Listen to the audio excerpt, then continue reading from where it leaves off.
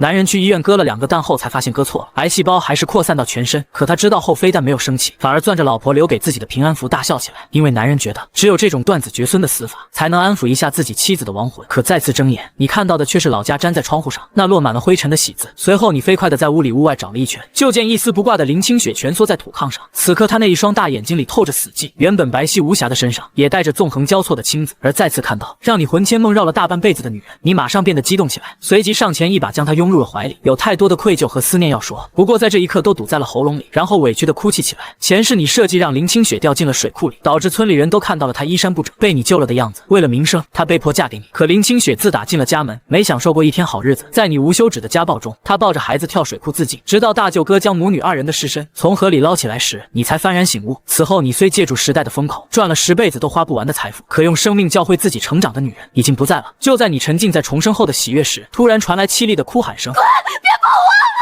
此刻看着林清雪浑身哆嗦的样子，你才想起这回林清雪是从娘家借钱给孩子买米糊，却被你抢走拿去买酒喝，更是喝醉回家后在床上粗暴的折磨她。想到这，你扬手狠狠地抽了自己10几个大嘴巴子，很快血顺着嘴角流了下来。林清雪静静看着你的举动，忍不住讽刺一笑。她已经记不清这是多少回了，毕竟每次酒醒后你都会下跪求原谅。可过不了2天，你的拳脚会再次落在林清雪的身上，她可以屈辱地忍受你在床上的折磨，但却忍受不了娃娃饿得没东西吃，娃娃虚弱的啼哭声，引得林清雪漂亮的凤眸中有了一丝生机。她慌乱地披上衣服抱起女儿，只是因为林清雪长期营养不良，导致吸不出奶水的小家伙又嗷嗷大哭了起来，而女儿的哭声也将你惊醒，立即下床捡起地上的衣服，媳妇你等着，我这就去给咱妞弄点吃的。说着，你迈着大长腿往村头的小卖部跑去。小卖部的老黄头看到你后，呲着大黄牙问道：“这次要啥酒？”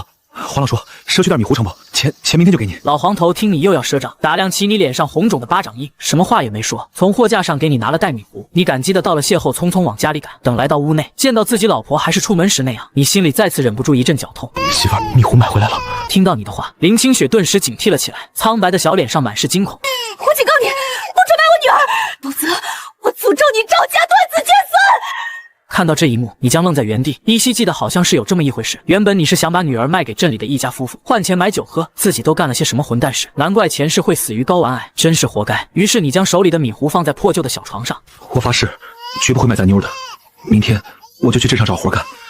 说完，你就转身走了出去。来到外面，你狠狠地又抽了自己几个大嘴巴子。如果没记错的话，林清雪就是在这个月抱着女儿跳了水库。一想到这里，你就浑身战栗。眼看天色已晚，家里已经断粮。20分钟后，你来到后山的山脚下，随即抽出裤衩子上的松紧带，做了个弹弓。啪！你打出一颗石子，一只斑鸠扇动翅膀飞起来。上辈子你发达之后，就爱上了射击这项运动，也玩过一段时间的弹弓。蹲在草地里小半天，总算是拿网兜照了只山鸡，又用弹弓打了几只斑鸠。斑鸠很小，4只加起来也不过1-2斤，倒是那只山鸡有5斤那么肥。你把这些东西拿藤条绑起来挂在树枝上，准备挑着回家时，却突然发现背后一倾，东西不见了。你顿时吓出一身绿毛汗，这是碰见鬼了。忽然你看见挂在胸口的平安符有光闪过，这是前世媳妇一直贴身带着的东西，不是玉石也不是塑料，直到她跳河自杀才摘下来，扔在了水库边上。等你仔细看，护身符的光又不见了，便忍不住伸手去摸了摸。下一秒，你进入了一个空间，只看面积的话，还没有你的病房大。反复试验几次后，你才明白，捏着护身符就能进去，脑子里想出去就能出去了。有了这金手指，你便能在这一世东山再起。回家的路上，很多人家都用上了电，自己家还点着洋油灯。自然灾害最苦那几年都过去了，居然还能吃了上顿没下顿。你拎着东西直接进了厨房，在天完全黑下来后，你端着一大海碗的斑鸠汤进了堂屋。青青，吃饭了，我做了斑鸠汤给你下奶。连喊3遍，林清雪才缓缓从里屋走出来。瞧见桌上大海碗里盛着的斑鸠汤时，她并未急着靠近，只是站在原地，眼神中满是恨意。此刻你看着自己媳妇一身补丁的穿着，心里又泛起一阵酸楚。在这个物质匮乏的年代，林清雪的容貌却显得格外出众，可自己就是个混球，把人家搞到手又不珍惜。眼下见她满心戒备，虽渴望跟她坐下来同桌共食，但也明白自己在这里，她肯定是不会动筷子。我去厨房吃。说完，你转身走了出去，而林清雪僵立在原地，望着那装满斑鸠肉汤的大海碗，心中涌起了不真实的感觉。这是在做梦吧？还是说这是断头饭？以往家里但凡有口吃的，你都紧着自己吃饱，而他只能喝点刷锅水。所以此刻虽然饥肠辘辘，但林清雪不敢轻易下口，直到走出屋门，见你蹲在窗户下喝汤，厨房门口上还挂着一只大野鸡，猜测你应该是上山打野货去了。林清雪这才掉头回了堂屋，端起碗吃了起来。等吃完饭后，你又在自己老婆警惕的目光下包揽了碗筷清洗工作。自己之前是个懒汉，这可能是在这个家第一次正儿八经的干家务。忙完这些，想到白天自己干的混蛋事，便又去烧了一锅热水端进屋。青青，你用这水擦擦身子。说完放下盆子，转身匆匆离去。坐在门口过了许久，屋内才传来细微的哗哗水声，而你则是抬头仰望星空，盘算着明天得找个挣钱的门路，尽快改善一下家里的这种状况。现在已经入秋，冬天零下20度的气温滴水成冰，老婆跟孩子都需要添置棉衣，否则这个冬天老婆和孩子可抗不过去。听到水声停止后，你才起身走进屋内，见你突然出现，吓得林清雪侧身连连往后躲。你别过来！看到这一幕，你暗骂自己之前太畜生，也清楚他的心结一时半会解不开，于是你语气温和地提醒着媳妇儿，我只是进来端水出去。说完，你端起地上的水，迈步往外走去。林清雪也不理会你，见你一出门便迅速穿好了衣服。院子里，你就着老婆用过的热水，简单冲洗了一下。毕竟为了捕那几只斑鸠，你在草丛里趴了许久。洗完后，你便在门槛上坐了下来，回想着前世的经历。有段时间，几个外地人总想进山采东西，他们怕迷路，找到了无所事事的你带路。当时的自己，全当这几个城里人吃饱了撑的没事干，见多了他们的操作，也知道怎么采那些野狮湖。现在自己完全可以去挖来售卖。想到这，你瞬间来了精神，绑了个火把，准备好了一些不算专业的工具，便冲屋里说道：行行，你拴好门，我出去一趟。你这一出去就是一宿，直到凌晨4点才回到家。说起来也是运气好，下山时意外发现了一个果子狸窝，掏出了几只还没睁眼的小果子狸。回到家里利索的处理好，留了一只放在厨房后，就挑着2箩筐来到镇上。镇上逢单日子有急事，你找了个人多的地方，把果子狸的肉和皮从箩筐里取出来。小伙子山货不错呀，你原本想着卖不出去，就拿回去一锅炖了，给大哥、二哥、三姐家分一些。没想到刚摆好东西，就有人询问果子狸肉的价格。老头和老太太见你一个大小伙，晒得黑黢黢的，一看就是山里人，加上价格实惠，一口气要了2只。这年代吃肉还要肉票，就只有这种山货可以买了。回去给小孙子打打牙祭。临走，老太太还揪着老头衣服试一他，顺带剥下了所有果子狸皮，说是给家里的小孙子做手套。就这样，不到2小时的时间，果子狸已经全部卖了出去。随后，你带着昨天采来的大货，去到镇上的老字号药房。当你拿出东西时，顶着厚重玻璃片的老头眼睛都看直了，小心翼翼地接过大货，仔细地端详一番，随即伸出手比了个价格。小兄弟，这个价。你看到他开的价格，眉头微微一皱，这人把自己当山里的乡巴佬坑。于是你伸手就准备收回自己的东西，见状，老头伸手按住你，随即摸着山羊胡子安抚道：小兄弟，价钱不满意咱可以再商量吗？6张大团结，不能再高了。这个大货虽被自己不慎踩断，但其价值也远不止这个价。但谁让自己急着用钱，媳妇和孩子还在家里饿肚子。思索片刻，你决定卖，然后去买了肉和面，跑了2家供销社，才买到这个年代稀罕的奶粉。临回去的时候，想到了媳妇昨天身上那套打着补丁的旧衣服，便走进了镇上唯一的那家小型国营商场。回去的路上，你拐了个弯去找了个70多岁的老猎户，给了人家一堆吃的，才把老猎户金贵到不行的猎枪给换走了。这年代吃肉要票，要实现吃肉自由，还是需要自己动手。快到家时，这才发现背着孩子的林清雪在地里干活，而大哥赵振兴看到自己走了过来，顿时就火冒三丈：你又死哪儿去了？让你媳妇儿自己下地干活。哥，看着眼前的大哥，你鼻头一酸，我去镇上干活了，顺便买了点肉和面回来。晚上你带嫂子跟孩子来家里吃饭。听到这话，大哥用怀疑的目光将你上下打量了一番，瞧着裤腿子上的泥点子，又看了看箩筐里装的满当当的。嫂子中午才蒸了一锅玉米面馒头，待会儿让恁媳妇拿回去几个，我们就不过去吃了。往后好好对弟妹。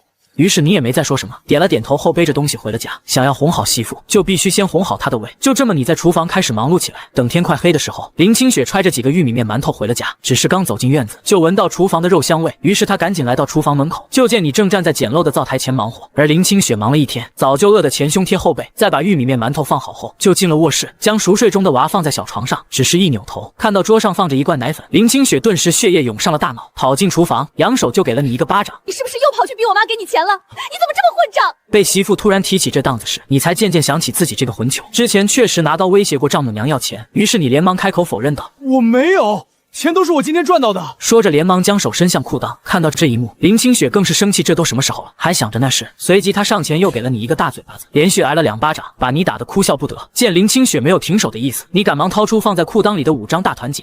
媳妇儿，这是我今天赚的钱，你收下。林清雪看到被硬塞到手里的那几张大团结，她只感觉一阵天旋地转。看到媳妇要摔跤，你伸手想扶，结果却被林清雪狠狠地打掉。她怎么也不敢信，你这么个游手好闲的家伙，一天功夫能挣回这么多钱。她在外面干了些啥见不得人的勾当？这可咋整？日子是真没法过。你瞅见林清雪压根不信自己的话，差点就给她跪下了。我昨晚上山采了野石斛，又碰巧遇上个果子狸窝，那些东西换了6张大团结，我花了1张买粮食。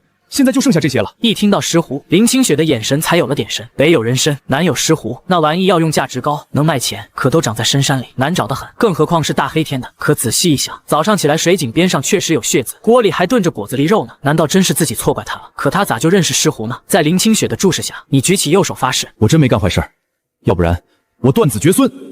见媳妇呼吸平稳了些，眼神也没那么凶了，心里松了口气。清雪，你赶紧把钱收好，我去给大哥家送点肉，让他们也尝尝鲜。虽然钱藏空间里更安全，但给媳妇交钱那就是交家权。随后你端起一盘爆炒果子狸肉，还有炖好的鲫鱼豆腐汤，放到堂屋桌上，然后又回厨房盛了满满一碗肉，朝大哥家走去。路上还把欠老黄头的米糊钱和之前的酒钱给还了。而林清雪则是瞅着手里的大团结，匆匆回了屋。嫁过来2年多，向来都是你从她那搜刮钱财，这还是你头一回主动交钱。于是她把钱拆了5份，分别藏了起来。弄好这些，听到外面传来沉稳的脚步声，她从屋里走出来，瞅着桌上冒着热气的一菜一汤，一时有点恍惚，随即又去厨房瞅了一眼，面缸满了大半，油罐子也满了，房梁上还挂着一条10几斤重的五花肉。她真的改了吗？此时林清雪不敢确定，毕竟狗改不了吃屎。见林清雪坐下，你便往她碗里加了只山鸡腿。我明天一早就上山，趁着冬天还没到，赶紧把能挖到石斛的地方都踩一遍。毕竟目前这是来钱最快的法子。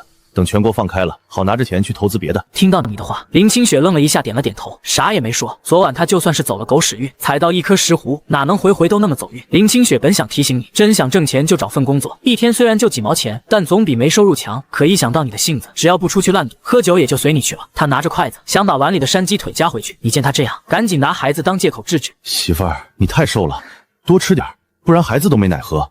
奶粉再好也比不上母乳，而且奶粉又贵又不好买。这叫鲫鱼豆腐汤，喝了下奶。这话惹得林清雪瞪了你一眼，握着筷子的手骨节泛白，但也没再拒绝。今天你折腾了1天1夜，又困又累，家里的生计问题总算解决了。填饱肚子后，便直接说道：“媳妇儿，我先睡了。”说着起身弯腰进了里屋，倒头就睡着了。等林清雪洗完碗筷回屋，看到地上你脱掉的衣服，眉头一皱，然后捡起来，趁着月色把衣服洗了。忙完后，她拖着疲惫的身体回了卧室，脚下一不留神踢到了箩筐。林清雪拾起来一看，竟是一套崭新的女人衣服和3套婴儿穿的小衣服。于是她盯着已沉睡的你看了好一会，这个人她有点看不懂。你这一觉睡的那叫一个昏天暗地，夜里头闺女醒了2回，愣是没把你给闹醒，一直到清早你才迷迷糊糊的睁开了眼，翻过身瞅见林清雪蜷缩着身体背对着自己。此时她只穿了件破旧的小背心，看得你直冒唾沫星子。毕竟上辈子林清雪死后自己再未找过女人，于是伸手把人揽入怀中，这一切就跟做梦似的，那么不真实。刚想低头亲一口时，怀里的媳妇身子突然就僵了，明显很抗拒自己的接触。于是你强压下心中的苦涩，翻身下了床。这段时间只能先委屈一下，从晾衣绳上取下洗干净的衣服，你也顾不上没干，就麻溜的套上，然后蹑手蹑脚的将箩筐里的东西拿出来放在桌上。这时候床上的林清雪坐了起来，冷脸冲着你说：“你要是真的想改，就找个活干，只要肯出力，1个月也有10几块钱，咱家日子也能过得去。”听到媳妇主动跟自己说话，你心中一喜，知道是林清雪在为自己考虑。可老天给了你重活一世的机会，自己必须得在全面放开的时候攒够启动资金。上一世他们母女走后，你宛如丧家犬似的在外面流浪了一些日子，后来遇见了贵人，才有机会在国营商店做服务生。因为嘴甜会说话，渐渐被提拔做了经理，也因此才有机会跨阶层接触那些大人物。这辈子自己要靠着双手尽快挣到第1桶金，所以打猎采石斛是现在最快的挣钱方式。更关键的是，自己现在拥有上辈子的记忆，知道在哪些地方有石斛。这么好的机会，你怎么可能放过？只是目前不知道怎么跟媳妇解释，为啥要坚持上山采石斛。林清雪见你迟迟不吭声，知道这人驴脾气上来了，索性拉起被子又躺下。厨房灶台的锅里还有给你留的玉米面馒头。听到他的话，你见眉一挑，脸上满是掩不住的喜，随即来到床前，在林清雪的脸蛋上亲了一口。媳妇，我昨天跟咱大哥讲好了，你今天不用去给他们搭把手了，厨房的猪肉得空了，就给俺丈母娘送一半过去。而林清雪见你靠近，以为惹恼了你，又要动手打自己，可没想到竟被你给偷袭了。你说了些啥也没听清，也没瞅见，你走之前还亲了闺女一口。等她回过神，你早就没影了。昏暗的屋子里就剩下她和睡在小床上的闺女。虽然天还早着，可她翻过来覆过去，愣是再也睡不着了，就这么在床上躺到太阳晒屁股。就听到外面有人拍门：“二嫂，这么早过来，有事吗？”刘桂华眼珠子滴溜的往厨房内打转，笑的那叫一个是快。老四媳妇，我听大嫂说，昨晚你家吃肉了，你们家老四是不是赌钱赢大发了？说着也不等回话，脚丫子就跟长了眼睛似的，直往厨房门口摸。乖乖呀，这老四该不会去偷去抢了吧？这么大块肉得花多少钱呢？他家可是有小半年都没见过荤腥了，孩子闹了好几天都没舍得买，好不容易把眼睛拔出来，可又瞟见黑漆漆的墙上竟然还挂着半只山鸡，他顿时就不淡定了。老四家的，你可得看好你家男人，赌博搞不好还要去劳教。林清雪听他这么说，脸色一点点低沉了下来。二嫂，你说这得啥话？要是犯法，自然有公安逮他，不用二嫂你操这份闲心。刘桂华还想再说啥，可眼珠子咕噜一转，像是想到了什么，把到了嘴边的话又咽了回去。你也别恼，二嫂，我这不也是担心咱家老四吗？我家那口子跟他可是亲兄弟，我家小宝闹着想吃肉都馋哭了，你看能不能先借5斤肉给我，回头我让你二哥给你们送钱来。这2年多的相处下来，林清雪心里跟明镜似的，早摸透了这个二嫂是个什么货色，东西进了他家就是肉包子打狗，这一张口就是5斤肉，别说自己不敢做主借给他，就算是有当家权也不可能，这么大事我做不了主。二嫂，你等老四回来跟他说吧。说着走过去把厨厨房门给拴上了。刘桂华见他这副样子，心里十分不痛快。那行，等老四回来，你记得跟他说，把肉帮我送家里。扭身走的时候，刘桂华脸上的笑挂不住了。这边山上眼瞅着快晌午了，你靠着前世那点记忆，费了好一番功夫，才寻见一株野石斛。有了昨天抹黑的经验，等石斛露出大半个根系时，也已经到了。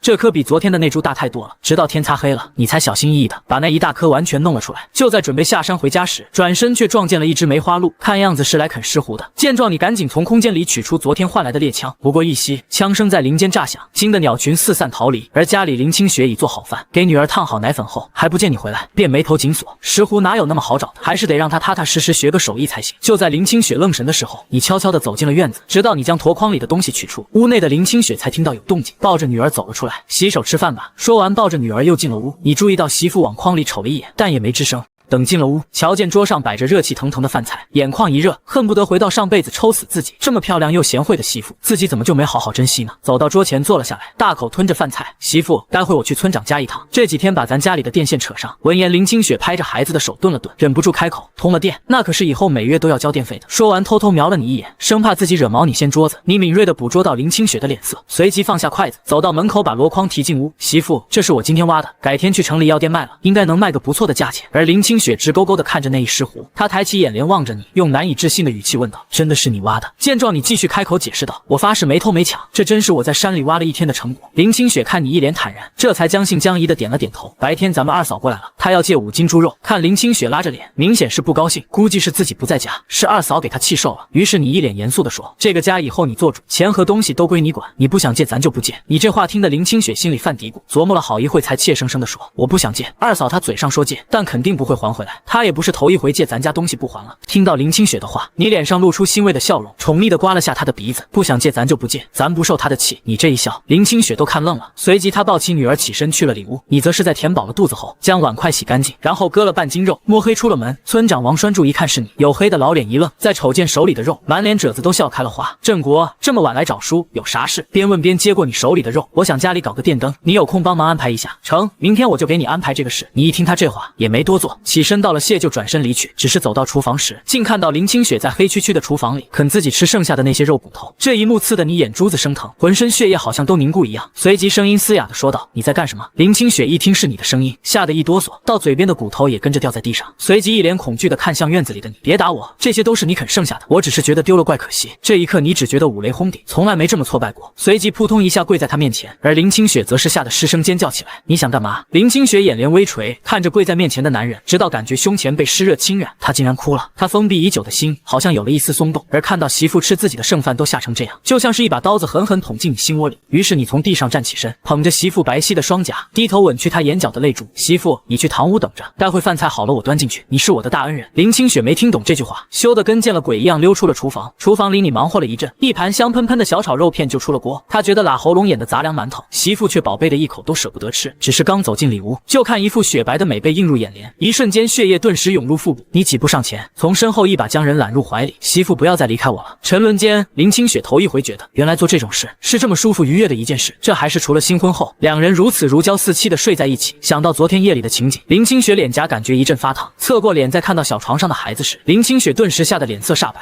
昨天夜里似乎一宿没听到女儿哭闹，瞅着媳妇突然变了样，眼睛直勾勾的盯着女儿那边，便麻溜地下了床，几步窜到女儿的小床前，瞧见女儿已经醒了，正瞪着俩大眼睛笑。此刻你看着闺女，心窝子都软了，小心翼翼的把闺女抱在怀里，回到床边，见闺女没事还咧着嘴笑，林清雪心里那块大石头总算落了地，紧绷的神经也松了下来，随即眼眶一红，差点哭出来，懊恼自己昨天夜里怎么能睡那么沉，这么大点的孩子，万一有个什么闪失，他可咋活？媳妇，你再陪妞妞躺会，我去给你做早饭。说着，你捞起扔在地上的裤衩子，直接套在了身上。林清雪则是查看闺女屁股下垫着的尿布，虽然遮挡的不太规整，但却是换得干净的。难怪昨晚没听到女儿哭闹，原来是这混球起来照顾的女儿，这还是生了孩子后她头一回主动照顾孩子，所以她是真的变了吗？可以再相信她一次吗？另一边，你熟练的在厨房忙活着，等媳妇抱着孩子出来，饭菜也做好了，豆腐小青菜、玉米面糊糊，外加杂粮馒头。你光着膀子从林清雪怀里接过孩子，媳妇，你先去洗漱。而林清雪有些不放心，可看着你笨手笨脚的抱着那么点的孩子，扑哧一声笑了出来。这是你亲闺女，又不是老虎，还能咬你咋地？吃饭时，村长王栓柱带着电工来了，一进院子就瞧见林清雪坐在院子的桌子边上吃饭，你光着膀子抱着孩子在院子里溜达。他瞅见你臂膀内侧有一圈工整的牙印，笑笑得意味深长。郑国这还没吃完饭呢，你没想到王栓柱这么早就把人找了，又带着村长和电工来到院子外的门口扯闲天。等林清雪吃完饭回屋后，你才把孩子交给媳妇，随即从宽松的裤衩子口袋中摸出一包大前门。村长看着手里那根大前门，咧着一嘴大黄牙，笑着说：“你个臭小子，有出息了，这玩意一包都要4毛呢。”一旁的电工笑得更憨厚，把烟卡在耳朵上，扛着梯子就绕去了屋后。这趟工出的划算，4毛一包的烟，自己平时都舍不得抽。这家人倒是大方，等通了电你就回了屋。刚走进去，一件衣服迎面飞来，还没弄清楚怎么回事，就听见林清雪说道：“赶紧把衣服穿上，光着膀子像什么样子？”此刻你后背多了几道抓痕，那是昨夜林清雪留下的。村长和电工都看见了，但是都没说破。然而你什么都不知道，光着膀子四处溜达，这可让林清雪骚的恨不能找个地缝钻进去。外人在跟前，他又不好意思提醒。直到你上山后，林清雪捂着发烫的脸颊，缓了好一阵子，这才接着把床褥子拆下来清洗。他把孩子的小床搬到院子里，把孩子放上面，在盆子里倒满水，准备洗床褥。这时候林母挎着个篮子来了，里面装着鸡蛋，还有一小块肉。林清雪瞧见母亲，连忙擦着手起身：“妈，你咋来了？”林母把手里的篮子拎进厨房，目光在自己女儿身上来回打量了一番，瞧着她那破旧不合身的衣服，眼眶一阵发酸，赶紧别开目光，抱起小床上的外孙女说道：“家里刚忙完，我过来看看你。”说着眼睛环顾着破旧的3间土坯茅草房，他心里无时无刻不在懊悔，不该同意这门亲事的，自己害惨了女儿。清雪，妈想过了，你要是跟他真过不下去，就离了吧，你年轻日子还长，一辈子不能毁在他这个烂人手里。林清雪听到亲妈的话，先是愣了一下，坐在凳子上好一会也没吭声。那天你抢走自己从娘家借来给女儿买米糊的钱去买酒，她真的觉得绝望透了，感觉跟他在一起压根都看不到任何希望，连死的念头都冒了出来。当时就想抱着闺女跳进水库，可你酒醒后，先是悔恨的自己抽了自己10几个大嘴巴子，而后又慌里慌张的出门给孩子买米糊。这几天下来，他瞅着你好像真的变了个人似的，没再出去鬼混，酒也不喝了，赌也不赌了。林母看着闺女低着头不说话，以为她担心孩子，开口说道：“你要是想带着孩子，妈以后可以帮衬着你一起带。”说到这里犹豫了一下，就是以后你要是在家带个孩子，可不好嫁。这个年头离婚的可少之又少，日子再苦再难，女人也得咬着牙往下裹。听到亲妈连离婚后再嫁人的事都替自己想周全了，林清雪从亲妈怀里接过孩子：“妈，我现下没想离婚，她如今看着也在慢慢改好。”说着，她拉了拉孩子身上那件崭新的小衣服，是她挣钱给孩子买的衣服，也给我买了一套，不过我没舍得穿。林母瞅着闺女那白净稚嫩的脸上泛起了许久未见的红晕，眼睛里也像是重新亮起了光，不由得愣了一下神。她明明昨天还无意间听见隔壁的二麻子说她欠了外人50块钱，这么大笔债，她又不干正事，可咋还呢？正因为这个，她才不放心，一大早拎着东西过来看看。可看自己闺女的表情不像是假的，若是她真的改邪归正了，这笔钱自己想办法砸锅卖铁也得帮她还上。想到这里，她并没有把自己听到的事告诉女儿，怕她因为这是在跟你闹别扭。她收拢思绪，红着眼眶欣慰的点了点头，她要是能改就好，妈也就放心了。说着抬手摸去眼角流出来的泪，这回刚上山的你嘴里叼杂粮馒头，计算着现在盖建2层楼大概需要多少钱，按照现在自己能挖到的石斛价计算，盖了房子还能有一笔在这个年代算得上很可观的存款。毕竟在这个时候万元户都不多，想着近2年肯定还要待在村里生活，先把住宿条件提上去。家里现在住的3间破土坯房，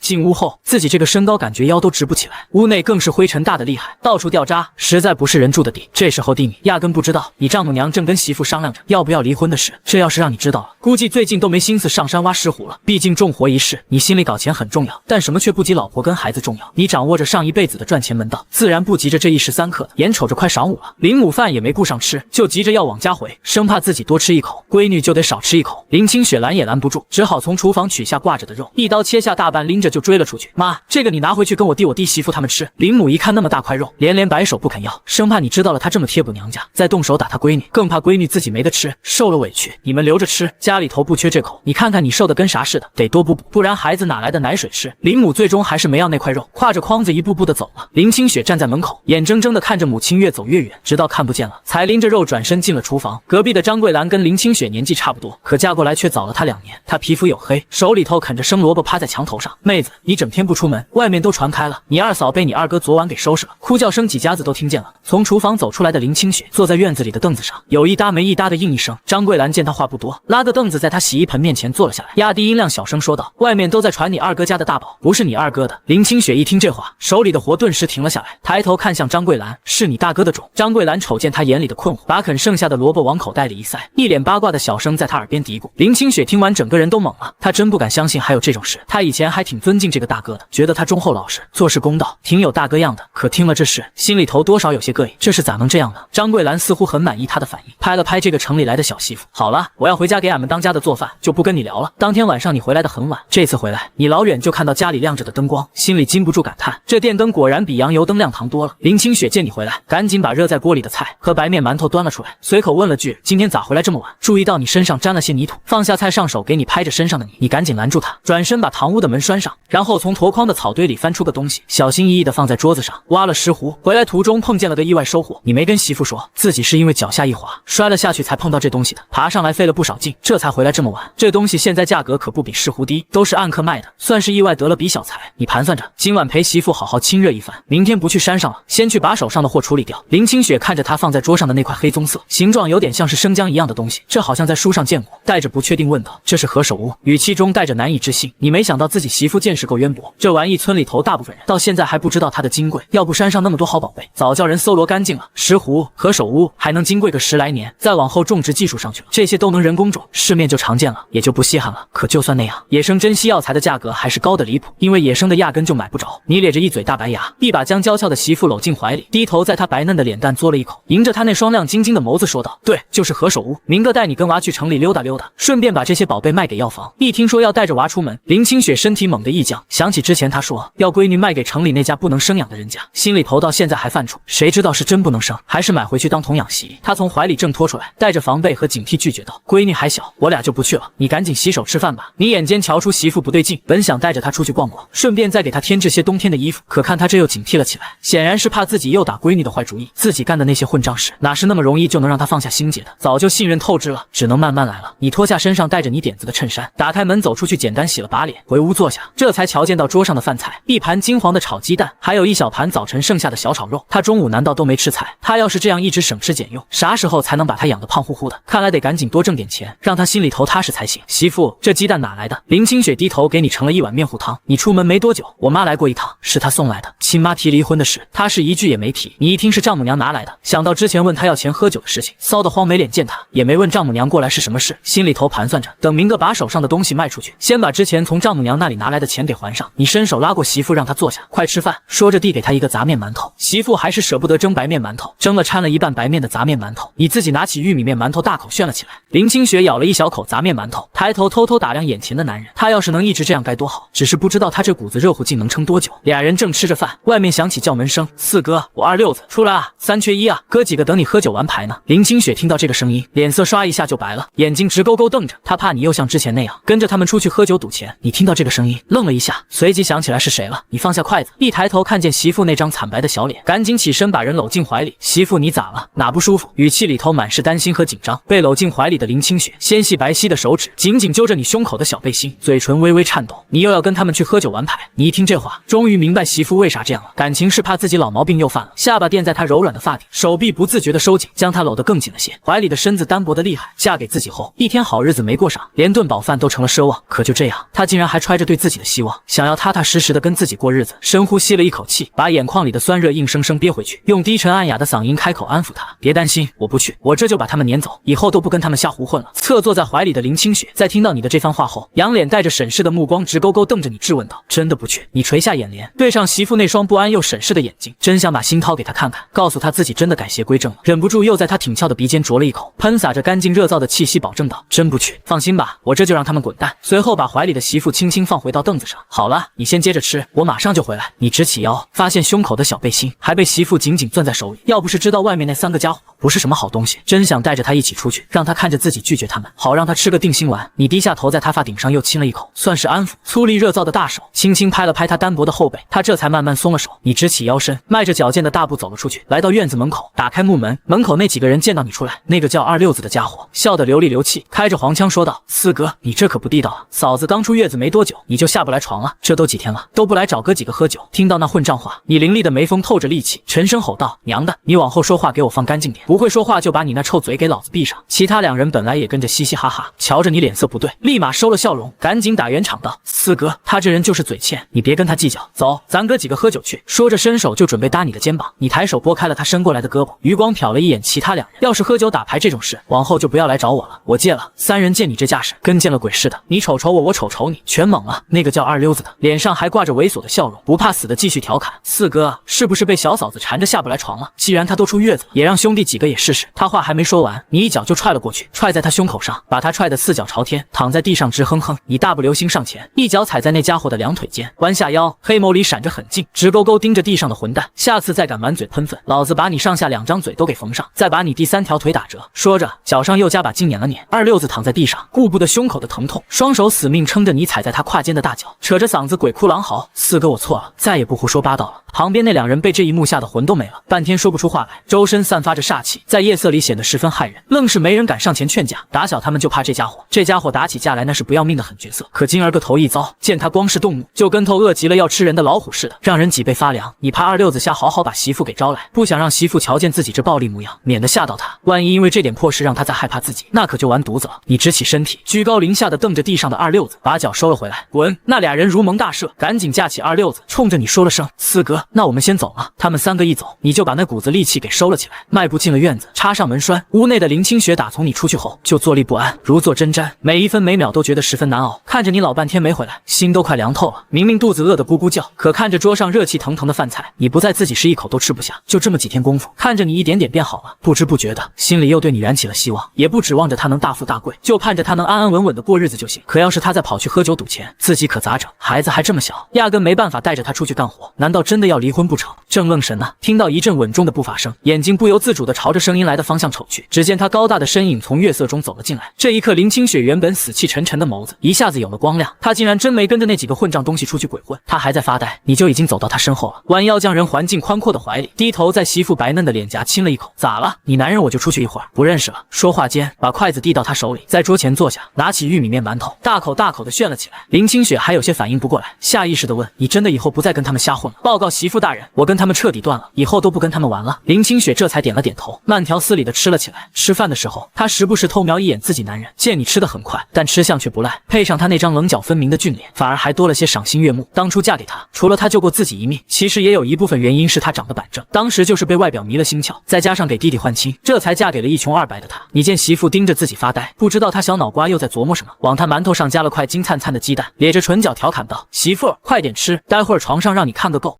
你的胡话让林清雪回了神，瞧着他痞里痞气的样子，狠狠剜了你一眼后，红着脸垂下头，埋头吃了起来。吃饱的你也不着急走，窝在蹩脚的板凳上，眼睛直勾勾盯着自己媳妇，越看越喜欢。明明这年代物质匮乏，吃得不好还没什么化妆品，可这皮肤依然是溜光水滑的，比那打了什么针的明星都漂亮。你注意到媳妇握着筷子的手骨节通红，就握住她纤细的手腕，拉到自己眼前。想到外面晾晒的床单，你打算明天把手上的东西卖了，从投机倒把那里搞张洗衣机的票。这年代很多人还不知道洗衣机是啥，更不舍得花钱买。有了洗衣机，媳妇就不用手搓衣服了。林清雪抽回自己的手，被你盯得实在是骚得慌。吃饱的话，去烧水把身上洗洗，浑身都是泥。你起身在媳妇脸上亲了一口，就去厨房烧水去了。你走后，林清雪放下筷子，摸了摸发烫的脸颊。这人打从昨个夜里起，就喜欢对自己搂搂抱抱，还时不时亲2口。每次他靠近，都能闻到他身上的荷尔蒙气息，使得自己心里就像踹了只兔子，砰砰乱跳，自个儿都闹不明白这是咋回事。吃完饭，你拉着林清雪说要带她出去散散步，消消神儿。回去的路上，你没再往家走，带林清雪转了个方向，牛棚旁一间破落的泥土房，外面搭个简易土灶，屋里的女人捂着胸口不停咳嗽，抓出一小把玉米参，兑了水放进缺角的陶瓷罐里。只是这么几步路，她脸上就泛起白，大颗的汗水从额头滚落。正揪心，一个半头白发的男人从不远处大步走过来，他皱着眉接过水瓢，让他回屋好好躺着，自己来做饭。女人看向他，男人把换来的半张饼递过去，今天运气不错，换了1张饼，我吃了一半，剩下的带回来了，你快吃，吃了病才好得快。你吃过了。男人没一点迟疑，往罐子里添了把米，蹲下开始烧火说吃过了。女人想想自己的身子，把饼子递过去，我不饿，你都吃了吧？躺半天了就想喝点稀的。男人闷头填火，叫你吃就吃，不吃东西病咋好？男人低着头，眼眶发酸，今天吃饱了，明天吃啥？他的身子不顾了，就那一点米，还是他求了好几家村民换来的。他心疼他忙活一天没吃饭，他也心疼他跟他下乡受罪。他攥住他的手，别想那么多，安心养病，明个我就去给你找药，一定能治好。林清雪看得心里不是滋味，回去的路上问你那2位的情况，你有些沉默，该怎么说？说那个男人你也不熟悉，但上辈子在电视上见过，老人商场纵横多年，离世后将全部身家都捐了出去，以他爱人的名义成立了医疗救治公益基金会，一辈子最遗憾的就是没有保护好爱妻，亲眼看着他受病痛折磨离世。你照着回忆猜测，致使他夫人身故的应该就是这场病。不过你估摸着殷夫人的病主要是因为营养不足导致的，在四面漏风的牛棚，每天又督清汤寡水，再小的病也能拖成恶疾。你准备让媳妇这个高中生把药吃的还有钱拿去投资这位未来大佬，最起码恢复高考前的辅导老师有了。第二天一早，天还没亮，躺起来你就睁开了眼，悄悄下了床，走到小床边，小心心谨慎地把女儿抱起来，轻轻放在媳妇身旁，仔细盖好小被子，给媳妇煮好早餐后，你从外头把门一关，就踏上了出门的路。今儿个逢集，虽说时间还早，可路上已经有不少行人了。在这个年月，农村里谁家要是能有个28大杠自行车，那条件可就算是相当不错了。所以大多数人出门还是得靠2条腿走。你凭着上辈子的记忆，一下子就找到了那家比较大的中药铺子。那国字脸的中年男人看见你拿出来的东西，就上下打量了你一番，然后拿起那石斛，仔仔细细地瞧了起来。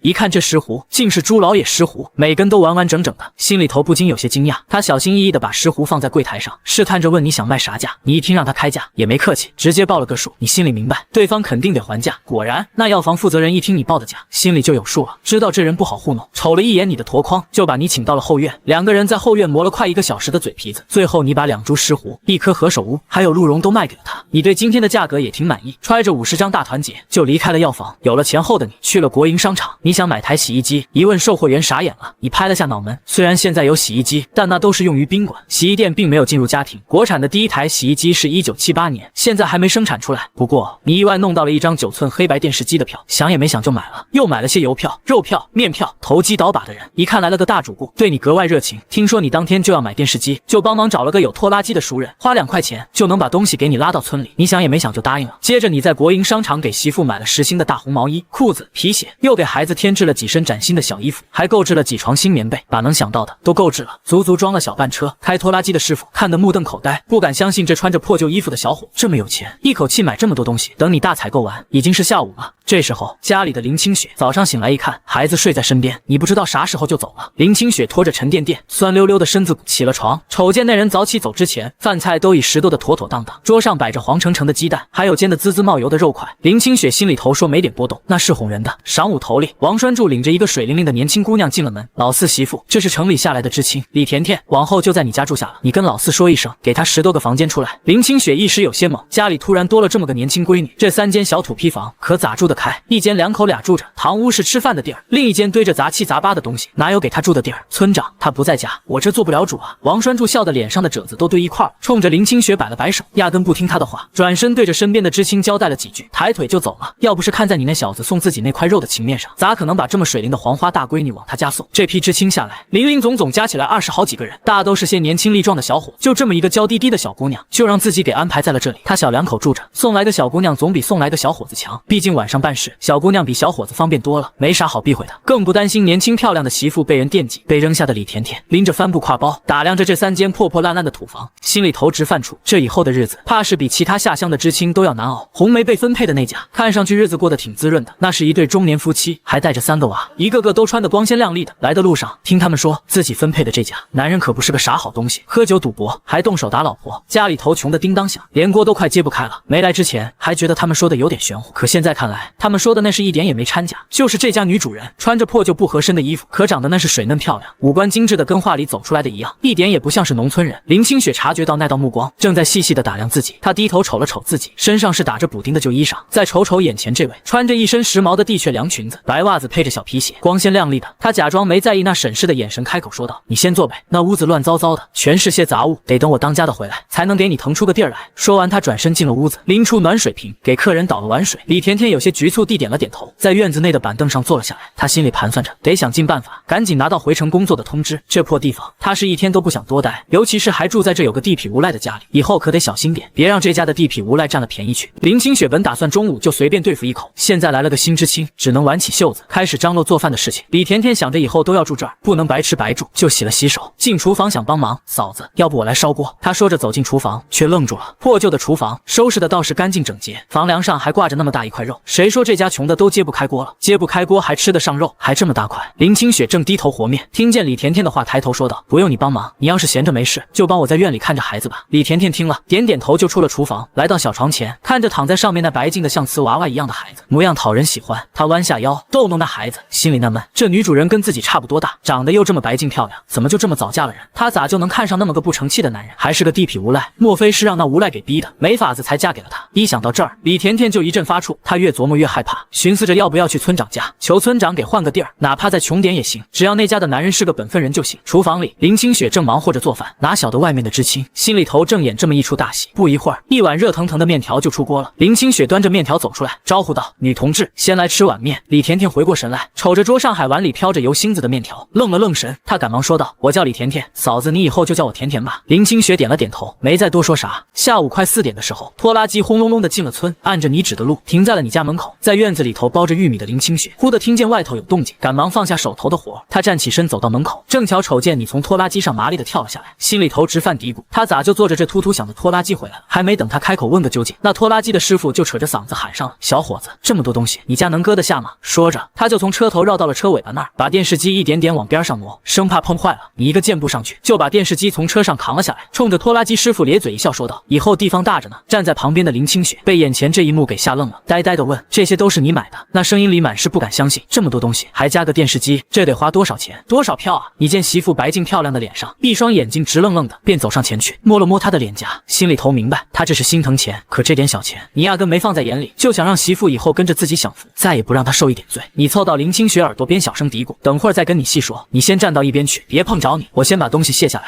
林清雪听了你的话，跟木偶似的挪到了一边，看着一件件东西从车上卸下来，堆得跟小山似的，她心里头那个悔啊！早知道这样，她就抱着孩子跟你一起进城了。这得花多少钱啊？她怎么这么不会过日子？哪来的钱和票？一般人家谁看得起电视机啊？光是电费都得不少钱，真败家啊！这时候，站在角落里的李甜甜怀里搂着小婴儿，眼睛直勾勾地盯着那个身材高大、肩宽腿长的年轻男人。他就是村里的地痞。他原以为你长得丑陋、粗鄙不堪，咋也没想到你竟是个五官深邃、相貌英朗的人。他长这么大，还很少见过这么俊的男人，看得他心里头扑通扑通的乱跳个不停。李甜甜这下算是明白了，林清雪这么个如花似玉的女人，咋就早嫁了？原来这男人长得比电影里的王新刚都好看。东西卸完了，你从兜里掏出2块钱，递给了拖拉机师傅。师傅拿了钱，挥挥手，开着拖拉机就走了。你又开始往院子里搬东西，媳妇要帮忙，你还不让媳妇坐着歇着，压根就没瞧见家里还多了个陌生女人。赵振兴听着风声赶了过来，一看自己兄弟门口堆了那么多东西，都惊呆了。这懒家伙哪来的这么多钱买这么多东西？他那个穷的叮当响的家里也没啥东西可卖的，难道是卖了孩子？想到这儿，赵振兴不由得加快了步子，赶到门跟前，一眼瞅见女知青怀里的小侄女儿，心里头这才踏实下来。赵振兴啥话也没吱声，闷头帮着把物件搬进了院子，瞅着那沉甸甸的铁疙瘩，一通电就有画面和声音传出来，一群蚂蚁在上面咬架，可热闹了，跟看电影似的。他好奇的围着转了几圈，不好意思伸手摸，听说这玩意儿金贵着呢，要好几百块钱。这就是城里人常说的电视机，真没想到自家兄弟竟然给弄回来一台，全村独一份。东西归置妥当后，赵振兴把你拽到院门口，问你哪来的这么多钱。你不慌不忙，拍着胸口说，这些都是自己打猎去黑市上卖猎物换的钱。你没把石斛的事儿告诉大哥，倒也不是信不过大哥，而是石斛都长在悬崖峭壁上，就算说了，大哥也帮不上啥忙，万一走漏了风声，还把自己的财路给断了。等来年开春暖和了，你领大哥二哥上山，寻几处好踩的地方，告诉他们窍门，往后就看他们各自的造化了。赵振兴想劝你好好种地算了，可瞅着眼前的亲兄弟，眼里闪着亮光，透出一股子以前没见过的精明和深邃，就像是换了个人似的，让他这个当大哥的都觉得有点不认得。你想着大哥难得过来，就把想盖房的事儿跟他透了透，想请他帮忙看着，每天给他开1块钱的工钱。赵振兴抽了口烟说，你不犯浑，我给你白干都成，哪要什么工钱？不过建房子可不是闹着玩的，得花大价钱呢。大哥，钱我有，工钱我照给，亲兄弟还明算账呢，麻烦大哥帮我找个手艺好的师傅，材料也用好一些的，争取入冬前住进新房里去。赵振兴点点头，以为老四只是想把那3间草房修缮，哪成想他居然那么大的胆子，要盖2层。你之所以把这些事儿一股脑交给自家大哥，实在是因为你自个儿忙得脚打后脑勺。你琢磨着得赶在入冬前把石斛都采出来，如果再遇上何首乌这种野生药材，也能卖了换钱。要是再能撞上梅花鹿，弄点鹿茸、路边啥的，那可就是捡着大便宜了。眼瞅着天还早，哥俩人一合计，就找王栓柱。计划经济时代，盖房买砖也需要批条子。王栓柱这个村长在这年月权力达到无敌，你送了一包大前门，还给塞了1块钱，顺顺利利拿到了买砖的条子，开了条子，直奔公社的砖厂，把盖房用的砖给定下。赵振兴就耐了闷了，老四准备砌多厚的墙啊？咋定这么多砖？你跟他说要盖2层。赵振兴眼瞅着你掏出2张大团结，眼皮子都不眨一下，就递给了砖厂老板。赵振兴心疼的直咧嘴，